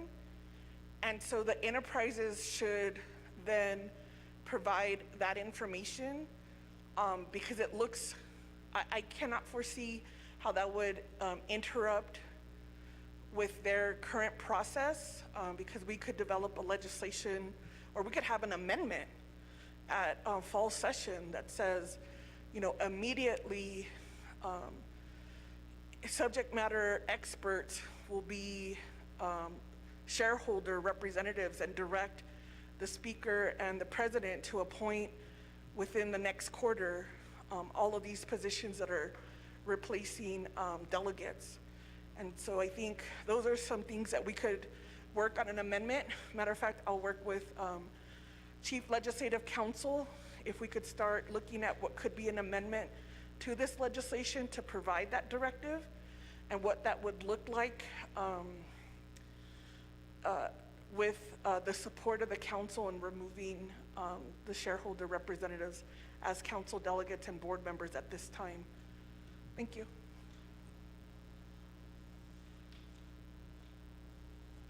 Thank you, Honorable Crotty, for some of those recommendations. I think along those lines, what Honorable Crotty did state, what does the reporting look like to the people and also to the standing committees? But maybe I can refer that over to Ms. Barbara. But before I do that, also another question is, I know there was several questions about the stipend payments, and since I've been the speaker, I don't have that access to those types of information. So even to like TAs or anything, I don't approve TAs that are in regards to shareholder duties. So, but I guess the financial portion of the stipends that you're talking about, I wouldn't know the exact number, but maybe this is a question to Dana too, is how is that reporting, has that been done in the past, or reporting of, stipends or any type of those type of payments that have been made from enterprises to council delegates? And is there some type of, or in the past, or any direction of how that reporting could look like? So maybe just let you ponder out that question, but I'll give the floor over to Honorable Yanito as well. Honorable Yanito.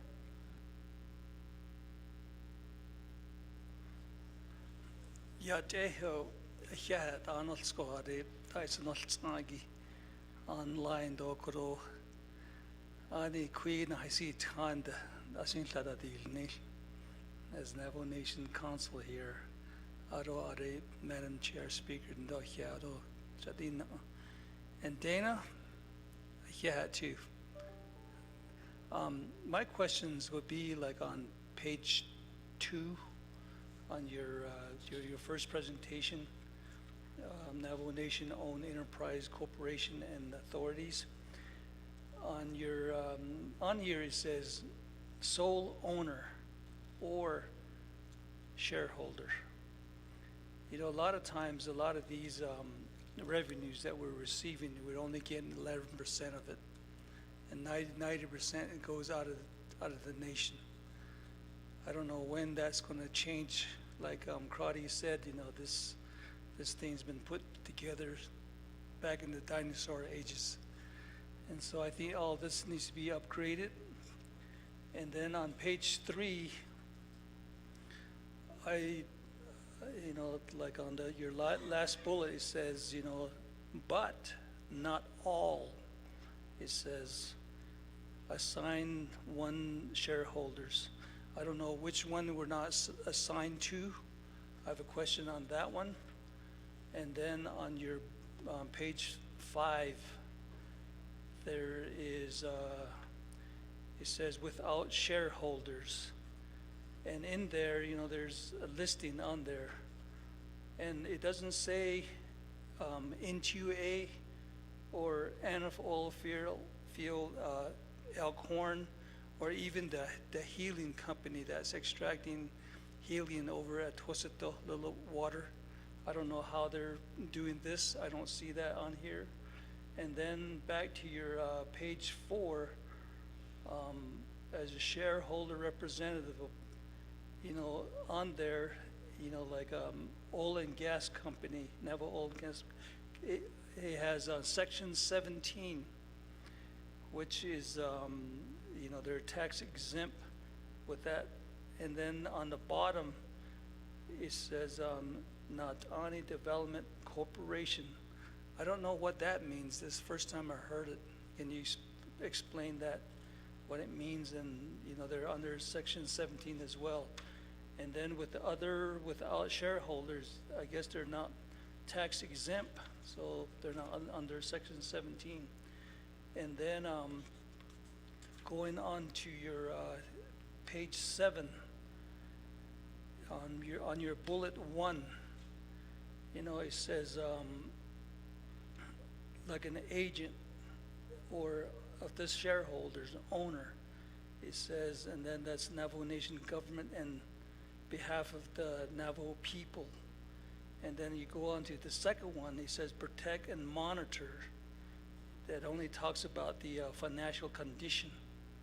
And then going down to the bullet 3, it says no control or management. I'm getting confused on that. If you're an owner or a sole an entrepreneur on these companies, you should have those control. Have that question. And then going down to page 9, I think I need a little bit of clarity on there where, like, it says the best interest of the Navajo people, and then to the benefit. But a lot of this issue right here, duty of care. I'm hearing that the Navajo Nation president is getting involved in, signing an agreement with MOA or MOU with these extracting companies that's coming in. I need a clarity on that. And then my 6th question would be page 10, 11, 12. I need you to clarify and explain in simple English or in Navajo. Yeah.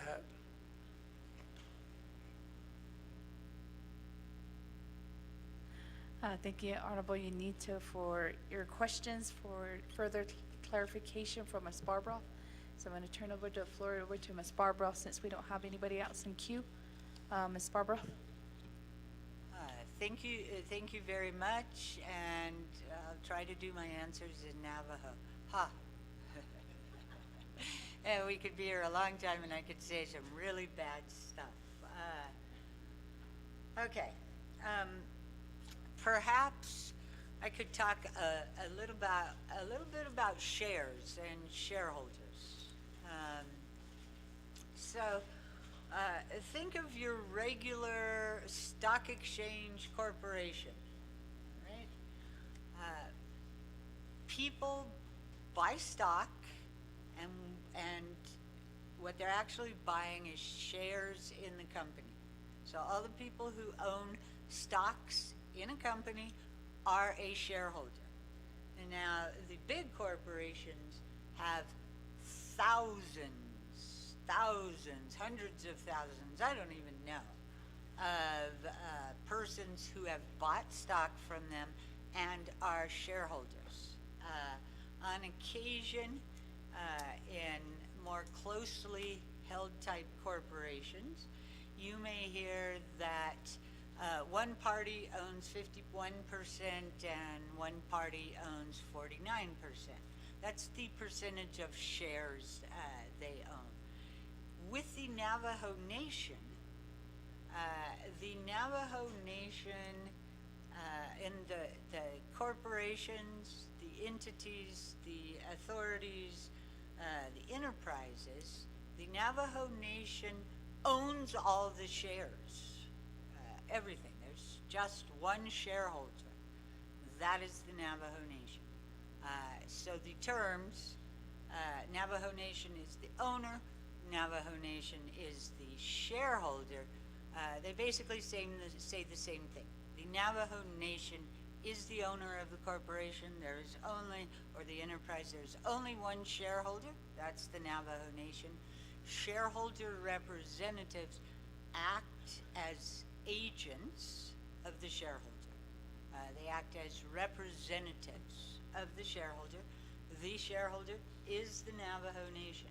Now, We are only talking about corporations owned by the Navajo Nation, enterprises owned by the Navajo Nation, authorities owned by the Navajo Nation.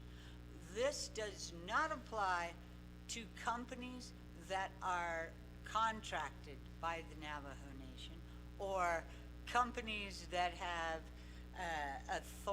authorization to operate on the Navajo Nation. The key here is the Navajo Nation being the owner of the company, the one shareholder.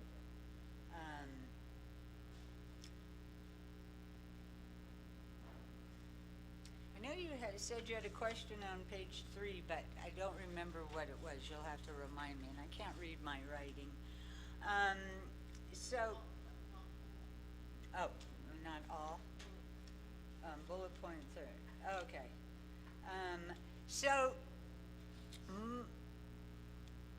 Most of the the Navajo Nation owned entities, most of them have shareholder representatives. Not all of them do, but most of them do, not all. There is no actual legal requirement other than what Navajo has approved in their enabling legislation and statutory plans of operation. Aside from what Navajo Nation has approved or required by some of their Navajo-owned entities, there is no requirement that there be shareholder representatives. It was something that the Navajo government has determined would be a good way to offer oversight beyond the traditional mechanism of the company coming and reporting to the committees or to council. So each of the standing committees select a shareholder representative for the Dene Development Corporation, for the CDFI, for oil and gas, for Intect, and for Navajo Times Publishing. There is a shareholder representative selected, one from each of the standing committees for those entities. Now, as far as Natani Development Corporation, and I believe Natani Development Corporation was the last Navajo-owned corporation established, and that was established during the Russell Begay administration, and under their enabling legislation, under their charter, the shareholder representatives, if I recall, the speaker is a shareholder representative, the president is a shareholder representative, and the speaker and the president, I think, nominate one. And I don't recall if that has been done or if it was it Carl Sleeve? No, that still remains to be done. Now moving on to page 5, that is a list of the corporations, authorities that don't have shareholder representatives. And I should have clarified something, and I apologize. All of the entities use the term shareholder representative except for Intec. And for whatever reason, instead of using shareholder representative, Intec uses the term member representative. But they mean essentially the same thing, and I apologize for failing to clarify that. But back to page 5, those are the entities without shareholder or member representatives. That's Navajo Housing Authority, NAPI, NECA, Navajo Arts and Crafts, and the gaming enterprise. Navajo Housing Authority, I believe a council delegate is appointed to their board of directors. And I might be wrong, I have my office clarifying that for me, but also going on to page 6, Native Broadcast Enterprises, Hospitality Enterprises, and Shopping Center also don't have shareholder representatives. If I remember correctly, Navajo Housing Authority and Navajo Nation Hospitality Enterprises are the two entities that actually have council delegates sitting on their boards, board of directors, but I do want to clarify that. Then we get, let's see. So then, you asked about on page 7, we already talked about in the first bullet, we talked about the fact that shareholder is the same as owner. As far as a shareholder representative protects and monitors the financial condition of the entity and the interests of the owner to maximize the purposes for which the entity was created. The shareholder representatives do that by receiving the reports, asking appropriate questions, and then reporting back to their committees, and then maybe ultimately to the council when they have identified that an entity may be swaying some, swerving some from their actual, for the purposes for which they were created, or perhaps their financial condition is getting questionable. And what the shareholder representative does is they report that information back to the council and ultimately to the president, such to see if that can be resolved. Okay, a shareholder representative does not control or manage the entity and is not a member of the board of directors or board of commissioners. So the main point is the shareholder representative is not a board member. They are not running the entity. They are an oversight.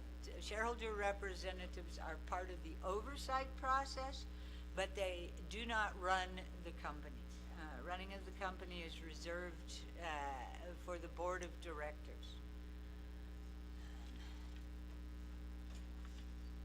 Let's see. Okay. So you did ask for more clarity on the general duties of a shareholder representative. And I'm looking at page 9. Shareholder representatives have, the first bullet, shareholder representatives have a general duty of care to act within the best interest of the Navajo people, as opposed to the best interest of the council or the best interest of the shareholder representatives district or chapters. Perhaps that could have been better worded to state that shareholder representatives have a general duty of care to act within the best interests of all Navajo people. And there is a distinction. What I was trying to emphasize is when you are shareholder representative, your duty of care expands beyond just the chapters. Let me stop. Yeah, maybe just pause for a bit, Ms. Barbara. I'm going to call for a recess. We do have some yetis outside, and just out of respect, if you do want to do your offerings and, getting a chance to be out there. So just out of respect and just to honor them. I'm going to call for a recess for about, I would say about, let's do 10 minutes, and then we can come back in and reconvene. Colleagues, so I'll recess work session for about 10 minutes at 3:26, and we can reconvene at 3:36 p.m.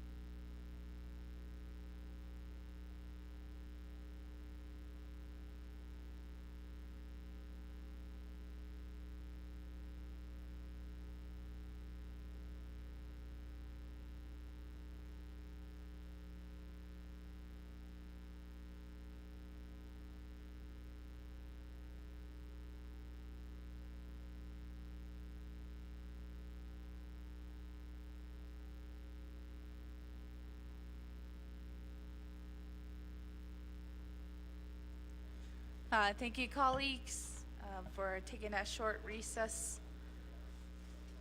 We will reconvene our work session at 3:39.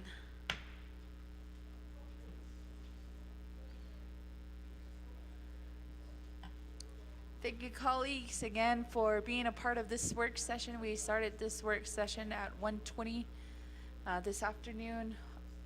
Colleagues, I'm going to open up for more discussion or recommendations that you might have or questions. We do have the primary sponsor here with us, and we also have Ms. Barbara, who has been assisting us and with a lot of these legal questions. So after we do some recommendations, follow up with some recommendations or for some action items before fall council session, then we can help prepare those reports as well for those additional information. And I believe Honorable Crotty did mention that there will be possible amendments made it to the legislation when it comes to council on the 16th of October. So just something to look forward to, colleagues, is based on the discussions and recommendations that were made from this work session. But just for the record as well, we'll have our Office of Legislative Services do some research on when the last audits were presented from the enterprises that do have shareholders. And then also if there were any other reports made, so we can have that timeline available by fall session as well. So I believe there are some immediate action items that were presented here at this work session. If I did leave anything out, or if there's other recommendations for any more other further action items, please, you can state them before we adjourn today. But if you would like to do any additional comments or recommendations, I'm going to leave the floor open. I don't see anybody else in queue for any other questions or comments. Okay. So since we did, Ms. Barbara was in the middle of some of her responses to the questions, I'll just let her finish. But in the meantime, if there's no other questions or recommendations coming from the committee here during this work session, we can adjourn for the day if there's no other recommendations made. Ms. Barbara? Thank you very, very much. I think that what we were talking about was the general duty of care, and how when you are a shareholder representative, you have to look to all members of the Navajo Nation, all people throughout the Navajo Nation, and just not your constituents. So if something is brought up that the company is intending to diverse or go with some new contract or new effort, the shareholder representative, even if that new project or new effort would affect your community, those are your delegate region, you certainly can consider that, but you also have to say, is it good for everyone else? Is it in the best interests overall? So that's an important distinction. Next is the duty of loyalty, and this one's simple. Your duty of loyalty is to the people, to the Navajo people. It is not to the company. Now, where it can get complicated for shareholders representatives is you always have to figure into the fact that the company operating well, successfully, is theoretically, and I mean we hope true, in the best interest of the people. So, you know, being a shareholder representative, you're going to have to make some calls. One of the things that I should have mentioned, I was just talking to Delegate Crotty about this, is that when you are a shareholder representative, your legal counsel is the Office of Legislative Counsel or the Department of Justice. You could go to either one, but That is your legal counsel. As a shareholder representative, your legal counsel is not the legal counsel for the company, for the enterprise. No, there is a separation. You can listen certainly to what their legal counsel might want to share, but you're not that legal counsel's clients. You are still Office of Legislative Counsel or Department of Justice's clients. So as a shareholder representative, your legal advice should come from one of those entities. Speaker or Delegate Juanito, are there additional questions that I haven't answered that you want me to elaborate on?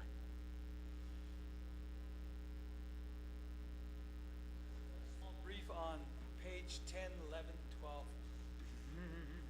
Okay.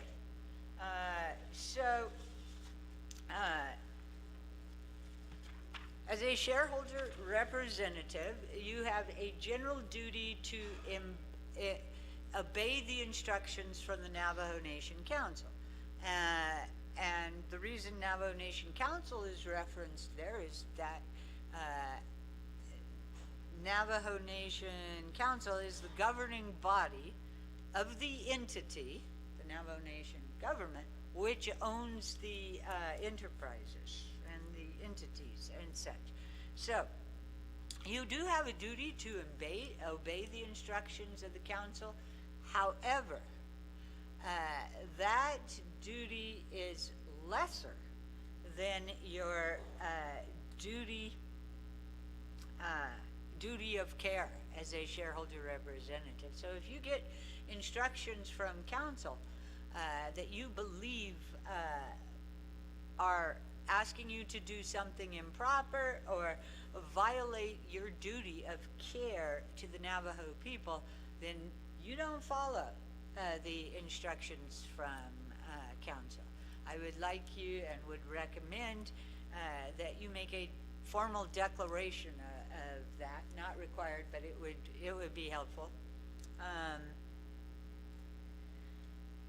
And so you do have a general duty to provide information to the Navajo Nation government when such information is relevant to the operation of the entity. Recommendation would be, for example, you're at a shareholder representatives meeting and the company tells you that they're looking to expand into providing, they're looking to expand into providing some new service. That would be information that you would want to report back to your oversight committee, and it might be along the lines that you support it. You think that's a good idea, you could share with your oversight committee, or you could tell them absolutely not, do not recommend support of this. Moving on to number 11, the specific duties of shareholders representatives, they do vary. For example, some shareholder representatives confirm board of director appointments. Some shareholder representatives do not do that. That's really one of the biggest differences. And those specific duties, you have to look in each entity's articles of incorporation, their enabling legislation, their statutory plans of operation. That is certainly a driving force, because they are different from entity to entity. That is a driving force why Office of Legislative Counsel would support some type of statute or regulation setting out consistent duties for the shareholder representatives for each of the companies. I think we've already talked about the fact that one of the primary responsibilities of a shareholder representative is to review the entity's annual audit and financial statements and report such information to the appropriate standing committee. My view is that that is just the first step in the review of the company's financial statements. The company should be in front of their oversight committee and budget and finance committee, either separately or together, to report on their audit and on their financial condition. And most certainly the shareholder representative can be part of that presentation, perhaps as a presenter or as an agent, but it's nonsensical to expect a shareholder representative who meets with the company, hears reports from the company 2 or 3 times a year, however often, to actually present their audit report. That needs to be somebody from the company. That contains way more information than any shareholder representative should be expected to know. We already talked about that. All right, I think that I answered most of the questions. If I missed anything or you want anything specific, just come and ask. I'll be here now for a while and in my office most of the time, in the afternoons at least. Back to you, Speaker. Thank you. Do you want me to talk about the thing? Back on, and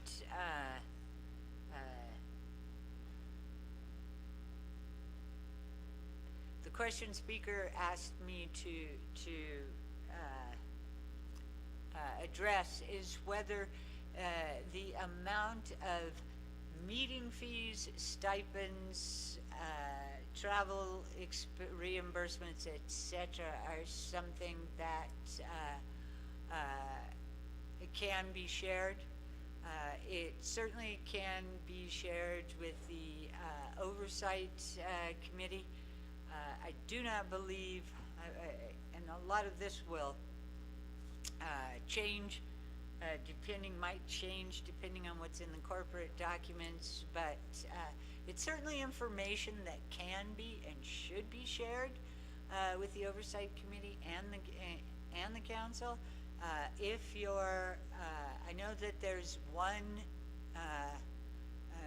of our entities who believes that that information is confidential, and my position on that is, well, it's not confidential from the owners.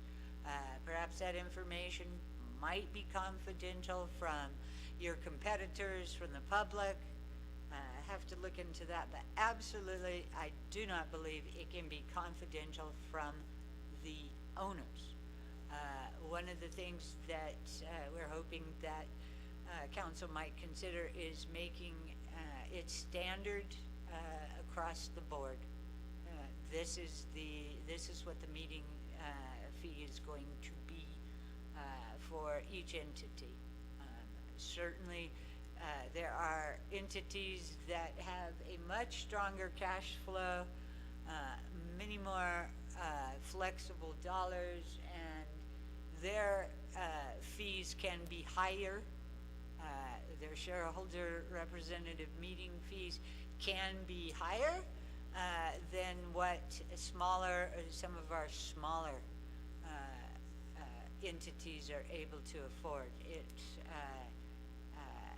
It would be very helpful and more transparent if that was set out equally across the enterprises, and most certainly if the travel reimbursements and such were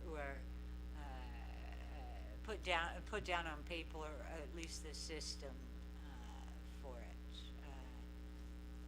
And so with that, I think that's the final that I have to say, so back to you, Speaker. Thank you, Dana, for some of this clarification. Colleagues, I don't see anybody else in queue for any questions or comments. I know we did review some of the action items that would take place, just for clarification as well. So after this work session, the vote was 11 to 8 to refer it back to a Naabik'Iyati committee work session. So that did take place today. So this legislation will move forward back to council. But on the agenda, it will be placed underneath old business. So, colleagues, if there's any other questions, I don't see anybody else in queue. I'm going to move over to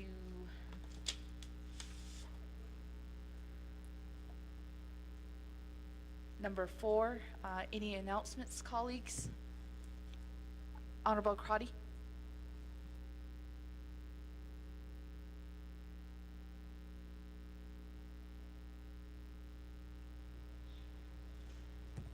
Oh, yeah, thank you, Shadeja, Chair Curley.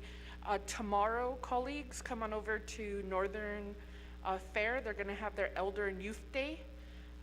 They're gonna provide gifts to our oldest grandma and grandpa who attend. And I think it'll be a wonderful time to interact with our elders as they come from all across Navajo Nation.